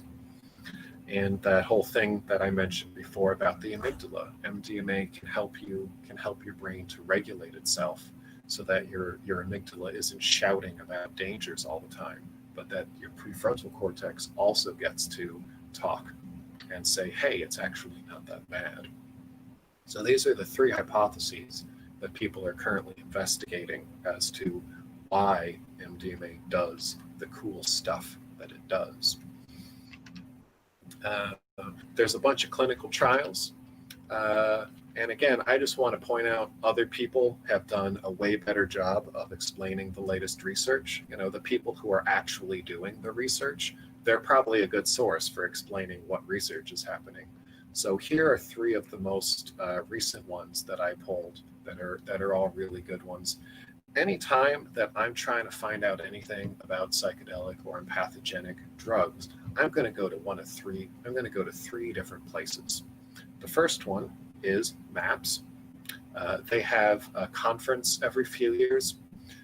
So at least one of these is taken from a MAPS conference. It's all up on YouTube. The second place I'll look to is Horizons in New York City. They have a conference every year in October, and they put all their videos on YouTube. And then the third one is Breaking Convention, which is in, the UK somewhere.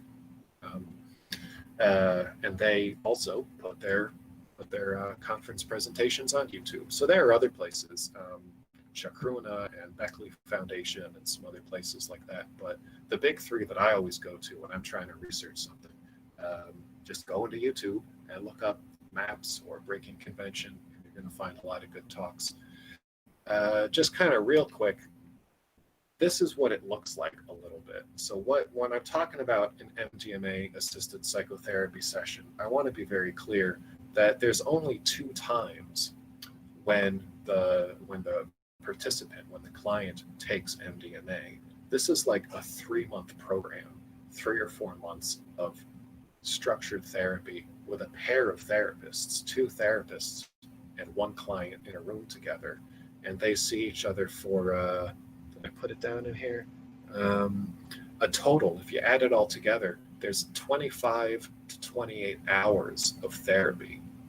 And maybe 12 hours of that are the 2 MDMA sessions. So most of MDMA-assisted psychotherapy doesn't even involve MDMA. But so it's not MDMA psychotherapy. It's not MDMA therapy. MDMA is not doing the thing. MDMA is assisting or facilitating therapy, and therapy is doing the thing. So it takes longer to say. It's more of a mouthful to say MDMA-assisted psychotherapy, but it's more accurate. It's not MDMA therapy the same way you would have like penicillin therapy. And then what's next? So there's a lot of cool stuff going on now. I really glossed over it because other people have talked about it better. But there's a lot of cool research going on, and maybe the laws are going to change soon. Super exciting. So what's next? I want to leave on a note about the future. So right now, so in 2016, the FDA approved phase 3 clinical trials. What that means is that MAPS, Rick Doblin's group, they're going to recruit about 100 people total and do MDMA-assisted psychotherapy and prove to the FDA that it is safe and effective. If this happens, and it's looking like it's going to happen, all signs, and this was before COVID, so in the before time, things were looking very positive. What this means is that MAPS, the company MAPS is a nonprofit company, and they created a for-profit company, the MAPS Public Benefit Corporation. It's for-profit, and it is 100% owned by MAPS, the nonprofit. So I'm just going to call it MAPS altogether, rather than try to come up with keep track of 2 different acronyms. I'm just going to say MAPS.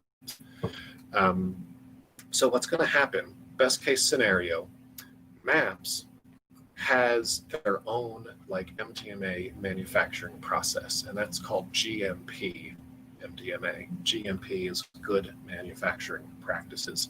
So GMP MDMA might become rescheduled. It might become Schedule 3 or 2. MAPS is going to push for Schedule 3, but as we've seen, the DEA kind of does whatever the hell they feel like. But MAPS wants it to be a Schedule 3 substance, which is what the DEA judge said they should do in 1985. If only we had listened.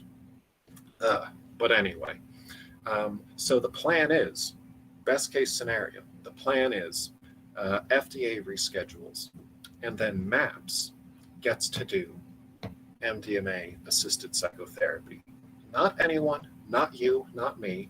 MAPS gets to do therapy. What's approved is MAPS making or overseeing the production of MDMA. MAPS will oversee the training and certification of therapists, and MAPS will oversee the certification of sites of, the actual physical location where this happens.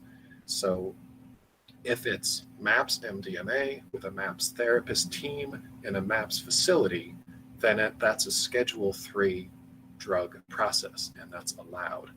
And they own it. MAPS will own this for 5 years. No one else gets to do stuff with MDMA unless it's MAPS for 5 years. And then after that, maybe regular non-specific MDMA could also be rescheduled as a Schedule 3, maybe.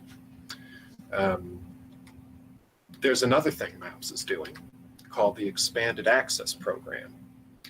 This is happening now. This has been approved earlier this year. I think it was April. No, it was before the pandemic. So let's say February. Well, that's not before the pandemic, but before the stay-at-home orders anyway. But it was this year. It was 2020. FDA approved the Expanded Access Program. That means that MAPS is, again, with MAPS MDMA, MAPS approved therapists, MAPS approved facility, the FDA is allowing 50 clients to undergo MDMA-assisted therapy, and it's not part of research. It's just to help people. It's not a research thing. They're not collecting all the research data. It's separate from the phase 3 trials. So that's very exciting for 50 people. If you're interested in, doing that as a therapist, the training program might cost about $9,000 to do it. And you need to have 2 of these people and a medical doctor with a Schedule 1 license and a cardiologist and a clinic that passes both FDA and DEA inspection. So it's a lot of hoops to jump through. And I'm pretty sure it's too late because since they're only allowing 50 clients to get the treatment, I think MAPS has picked all the sites by now. I know that at least 2 places in Portland were trying to get on the approval list. I don't know if they did or not. So phase 3 trials, maybe that's going to happen. Expanded access is happening, which leads us to some ethical concerns. So this is what I want to end with. This is the last piece of it. The first one is cost. MAPS suggests that if I'm a client, right? I'm a client, I want to go to MDMA-assisted psychotherapy. I want to do that. That's probably going to cost me $15,000. Now, again, this is 25 to 28 hours worth of therapy that I'm getting. So that comes out to about $250 to $350 an hour. And I mean $350 an hour, not $350. That's a lot of money. So I didn't make a slide for this, but imagine a Venn diagram. We all know Venn diagrams, right? So here's a group of people who have treatment-resistant PTSD. They are suffering, they have been suffering for many years, and they desperately need help. And then here's a group of people who has $15,000 to spend. I just, that's some good walking around money. I got $15,000. How much of an overlap is there between those 2 groups of people? What's the middle part of that Venn diagram? I suspect there is not a lot of overlap there. $15,000 is a lot of money, except when it isn't. So the question isn't so much, how much is $15,000 a lot compared to, going to get a massage? Is $15,000 a lot compared to other ways that we treat people with PTSD? The best source of data for this is the Department of Veterans Affairs. I used to work for the Department of Veterans Affairs. It is the world's largest integrated healthcare system. If you go to the VA in Florida and see a doctor, and then later you go to a doctor in Maine, a VA in Maine to see a doctor, the doctor in Maine can look at your medical record from Florida, anywhere in the country. With a few, it takes a little bit of extra work, but you can even get information from bases throughout the world. You can see what happened when you were stationed in Germany and you went to see a doctor. You can get medical records from anyone for their entire life, not only the immediate care, but also the long-term care, disability payments if the care isn't working well enough and you're disabled, death benefits, the National Cemetery, NCA, no, VCA, the Veterans Cemetery Administration, right? VCA. So if you're a veteran, we can track you from the moment you leave active duty to your death, and we can see how much stuff costs, how many kinds of treatments we're giving you. So Veterans and civilians are different in their presentation of PTSD, but the best data sources we're going to get are from the VA. So I found two. One estimate suggests that treating people with conventional treatments, therapy, and medication, that costs about $10,000 every 2 years. In 2020 dollars, I adjusted for inflation. Another study suggested it costs $10,000 over a 4-year period to treat someone with PTSD. I don't know how clear I am in that, so I made a chart. So there's two different estimates. How much money does it cost to treat someone, or in this case specifically a veteran? For every veteran who has PTSD and no other condition, not traumatic brain injury, not drug addiction, not other stuff, just pure PTSD and nothing else, the VA spends $10,000 every 2 years or every 4 years, depending on who you talk to, depending on how they estimate this stuff. So in comparison to that, this yellow line, MDMA-assisted psychotherapy, assuming you only need to do it one time, 1 3-month course of therapy, 15 grand is pretty cheap when you're looking at the overall costs here. So this is what we want to show insurance companies. Like I, as an individual, I don't have 15,000 lying around, but the insurance companies do.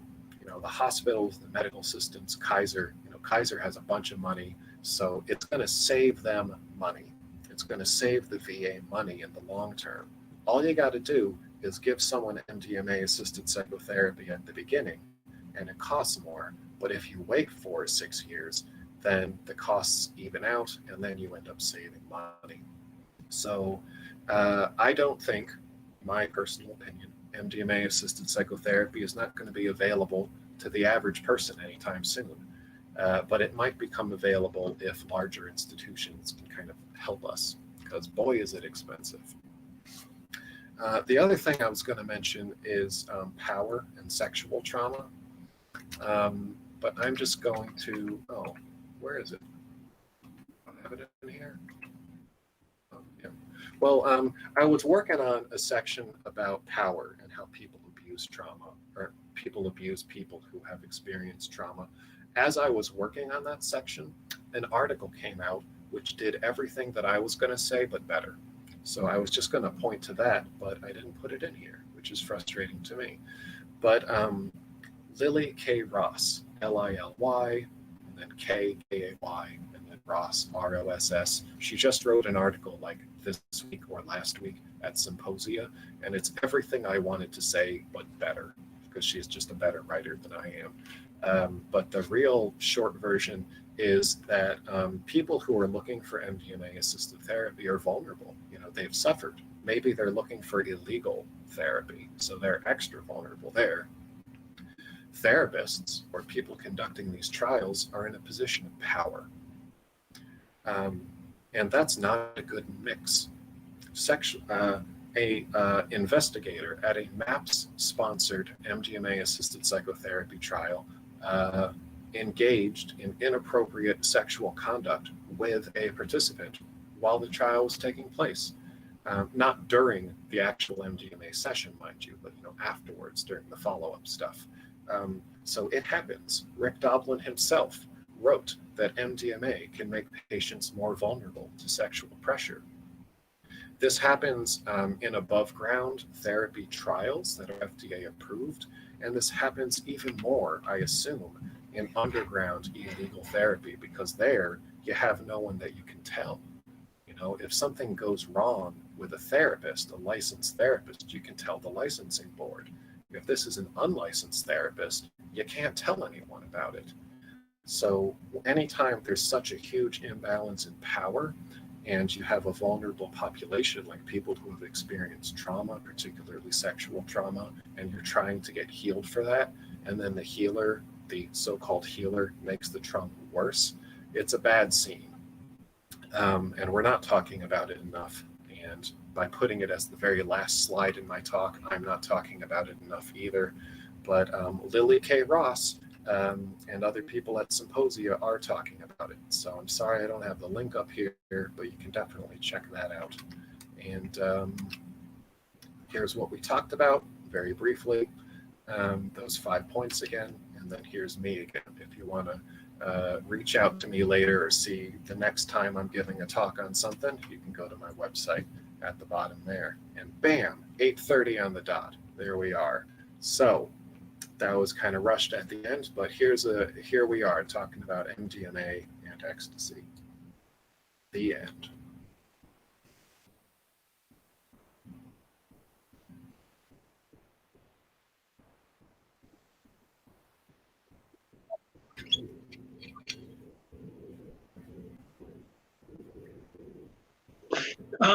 Well, yeah, the first thing is that it's kind of apples and oranges. I mean, there aren't many things in psychotherapy that there aren't many times that people claim a cure. You know, most of the time we mitigate bad effects. I don't, you know, it's very rare, and yet the MAPS protocols claim under FDA supervision somewhere between 65 and 85% cure rate, you know, which is fairly phenomenal. So it, you know, comparing it with the psychotherapy that they do at the VA, where you know, there's, I mean, nothing like that. That level of curing is a problematic. Second thing is, how many veterans are killing themselves each day? It's something like 25. You know, I mean, we're in a similar situation to COVID in that you know, how much is each of those deaths worth? You know, how much should the government be paying to avoid them for our veterans? So that's like a complex question. The other thing is that the protocol of having two therapists was to, in my estimation, I mean, yeah, it's a good idea. It's great.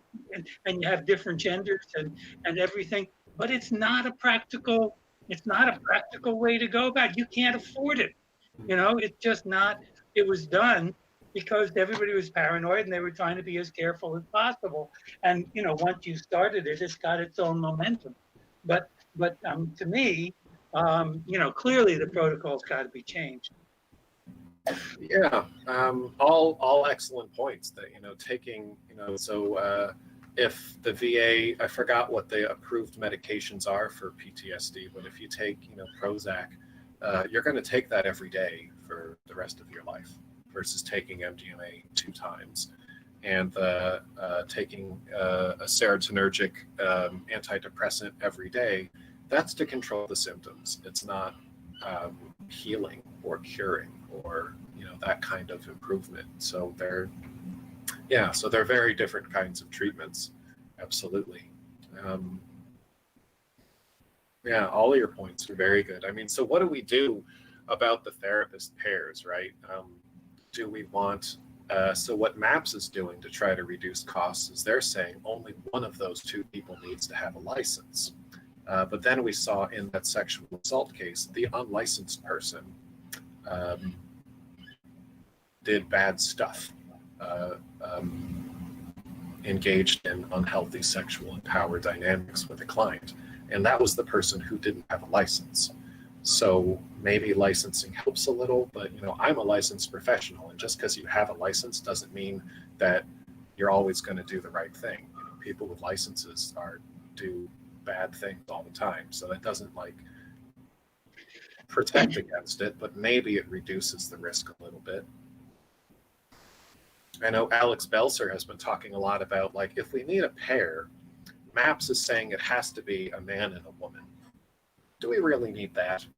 Like, first of all, there's more than 2 genders, and second of all, does that matter? Like, does it really, like, what if it's 2 women in the room, or, you know, like, if that's kind of, you know, so looking at the nature of who's doing the therapy and how many people and their qualifications and stuff, it's definitely on a lot of people's minds.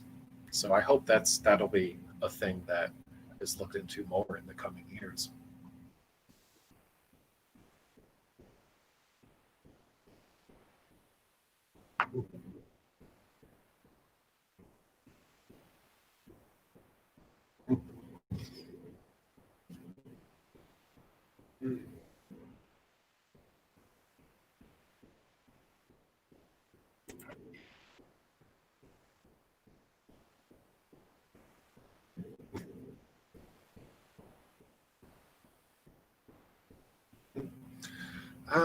What I like to tell people, my kind of go-to line here, there is no right way to take a drug. There are absolutely wrong ways to take a drug. So definitely don't take ecstasy and drive a car. Don't take a high dose of ecstasy if you have to babysit an infant that night. You know, I mean, there are absolutely wrong ways to do a drug, but there's no right way to do one. So if you think about set and setting, if you've thought about ways to reduce the risk, how are you getting there and how are you getting home? Be sure to drink water, but don't drink too much water. You can kind of think about all these variables to reduce risk, and then you could probably have a good time of it.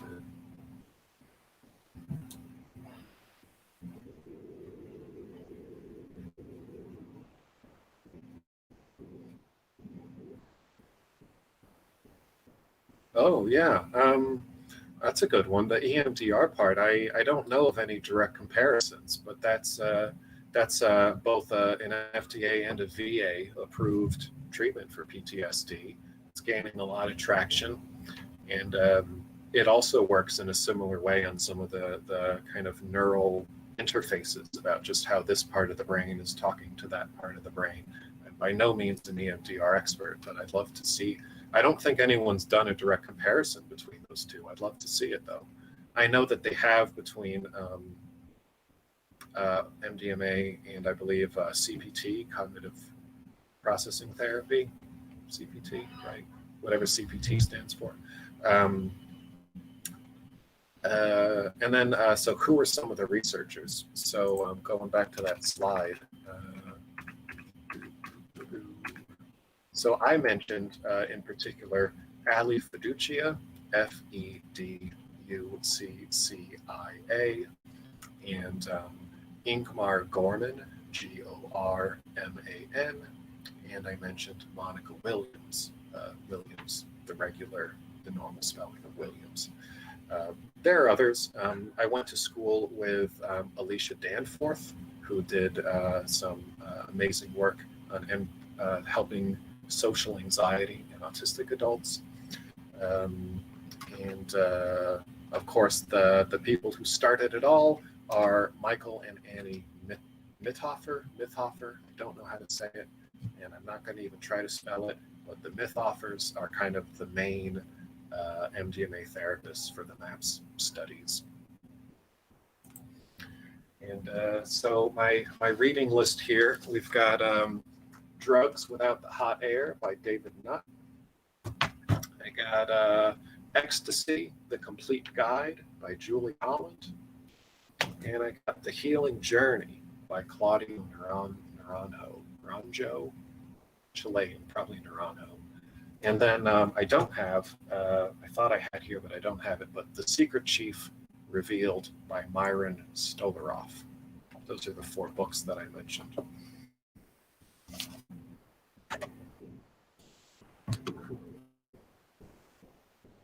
Good.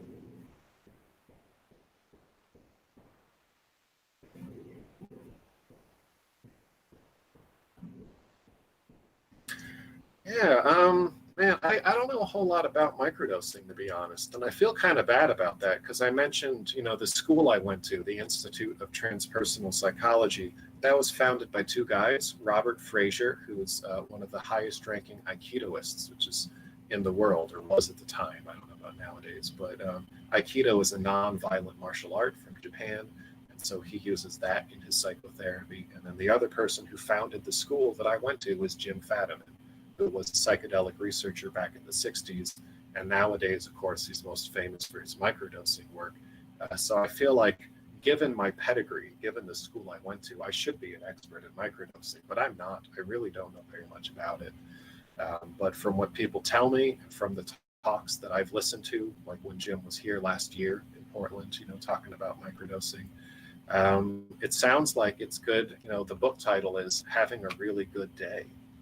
If you just want to have a really good day, you take a microdose, and it's kind of like having when Harry Potter took the good luck charm, the Felix Felicitas potion. He wasn't high. He didn't have, he didn't like see beings or travel through time or anything. He just had a good day. Things just went well for him. So that's kind of what microdosing is like, so I've been told, but I don't know a lot about it. Sorry.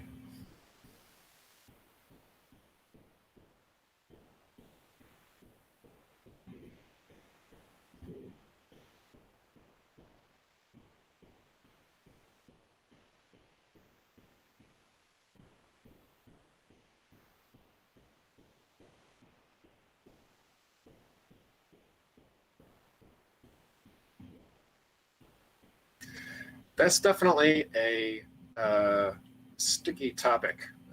Is how much do we want the government involved in this sort of thing? And sometimes, like when MAPS first started saying that they wanted to do, they did a study. Their second study was specifically in veterans, police, and first responders. And there was a lot of backlash in the psychedelics community from that, saying like we don't want to reward people for going to war. Like we don't want to help people to get better just so that they can go back to war again and do more horrible things. And so there was a lot of pushback. Like we don't want the VA, we don't want the military to have access to MDMA. But I feel that I have two veterans that are my clients right now, and I don't know what their motivations are for why they joined the military, and I don't know what they did overseas, but I know that now, in 2020, today, they're suffering. They're human beings just like me, and they're having really hard times in very different ways, and they deserve my help. They deserve my compassion, my empathy. And if a veteran has trouble getting that from anywhere else, like if MDMA-assisted psychotherapy would help someone who is suffering, I would want to do that if they're a veteran or not. I think that veterans deserve our utmost respect and compassion, and we don't treat them nearly as well as we should. And that I can be pro-veteran without being pro-war or pro-military. Maybe that's a bit of cognitive gymnastics, but that's what I feel. And the VA, they pay for all of the services. Do they pay well? That's another thing. And how easy is it for a veteran to get in the door in the first place to get the treatment? Oh man, boy, the waiting lists, right? That's a whole thing. But once you actually get into the door to see someone, maybe you can get that treatment. But it's not the best treatment. So they deserve to have better treatment. We all do. I don't know if that really answered the question, but that's my thoughts on veterans in the military.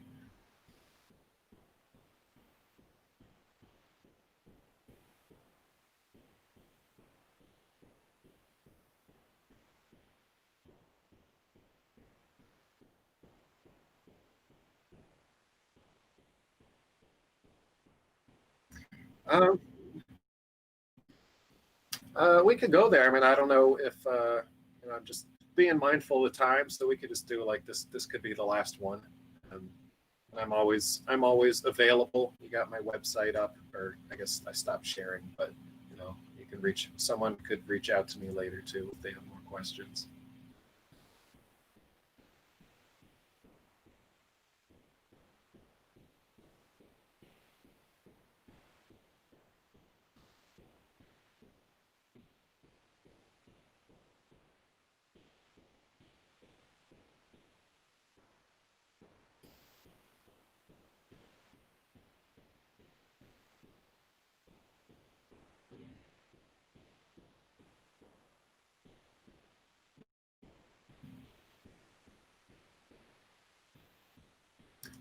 So the woman was commenting that it was more profound or more intense than LSD.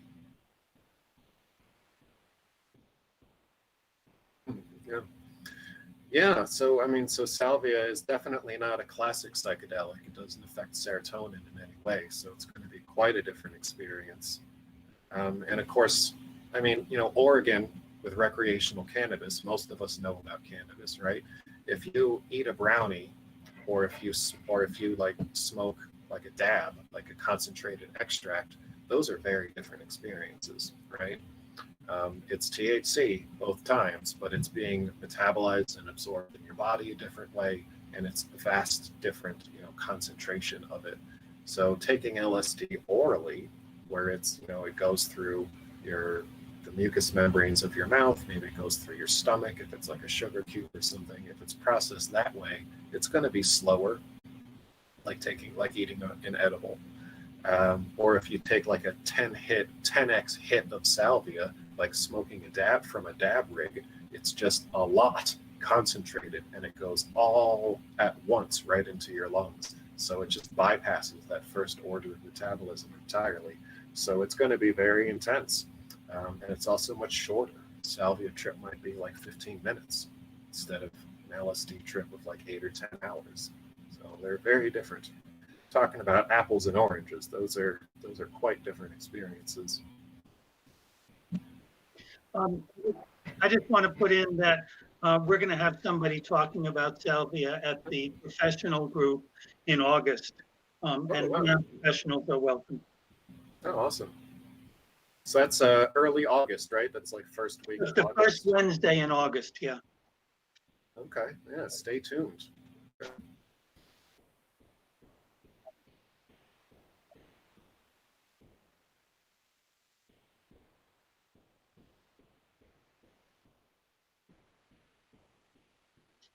Yeah, sure. That particular, it's one of, I think, 16 different groups we have. They're regularly scheduled at different, like the first Wednesday of each month. And this one is designed primarily for people who either want to become professionals or who are professionals. We don't bet anybody. You can show up if you don't exactly fit that category. And what we're trying to build a community.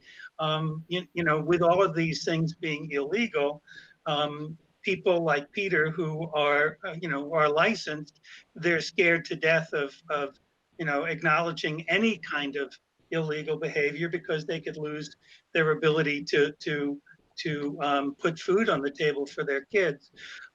So it's hard to build community, but that is what we're trying to do, as well as educate ourselves and each other. And so every month we have either a discussion group that is, a more open forum to discuss various issues, or we have an expert speaker who comes to talk about a particular substance. We're going to talk about death this coming Wednesday. We're going to be talking about death and the dying process and how psychedelics might be used in that. And then the following month in July, we'll be having our general discussion. And then in August, we'll have Gwilym come, who's a previous board member to the Portland Psychedelic Society, and he will be talking about salvia and his experiences with it and how to use it therapeutically. That's just one of, I think is it Jason, 16 groups now that we have that are hitting various aspects of psychedelic use, building community, and bringing education and attempting to resolve some of the stigmatization that has been around drugs. Peter, I really want to thank you about that early. First of all, the whole presentation was amazing. I learned a huge amount, but that early stuff about Nixon and the drug war and how that all happened is something that's dear to my heart, having lived through it, and it is the fundamental. We just had 50 years of madness, of the drug war and madness, and we're finally just coming out of it. And don't get me wrong, drugs can be terrible. I'm not advocating everybody use drugs, but the war was the wrong way to go about it. And again, thank you very much.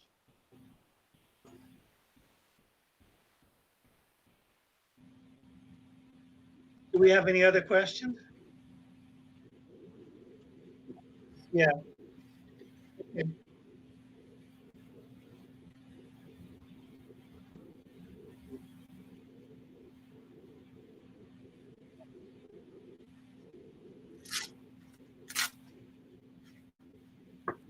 Okay.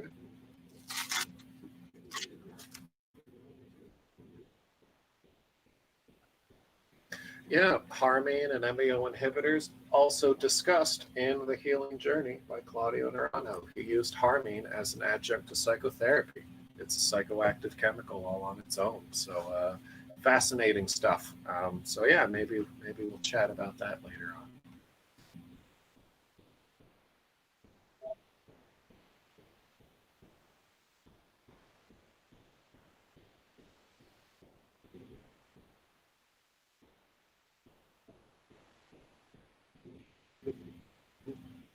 All right. And Thank you, Jason, and thank you, Joseph. Thanks for everyone who showed up. yeah, thank you, Jason. Your technical help has been amazing. Hmm.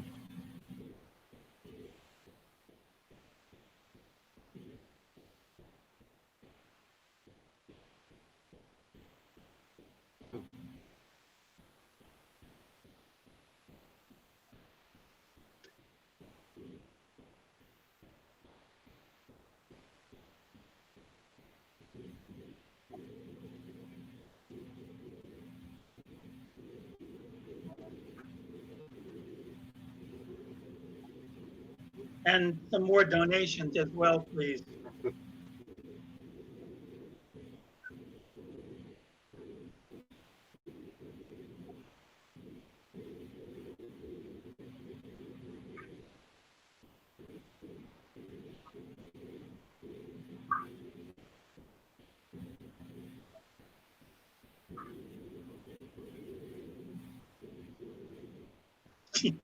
Yes, we are. Take care.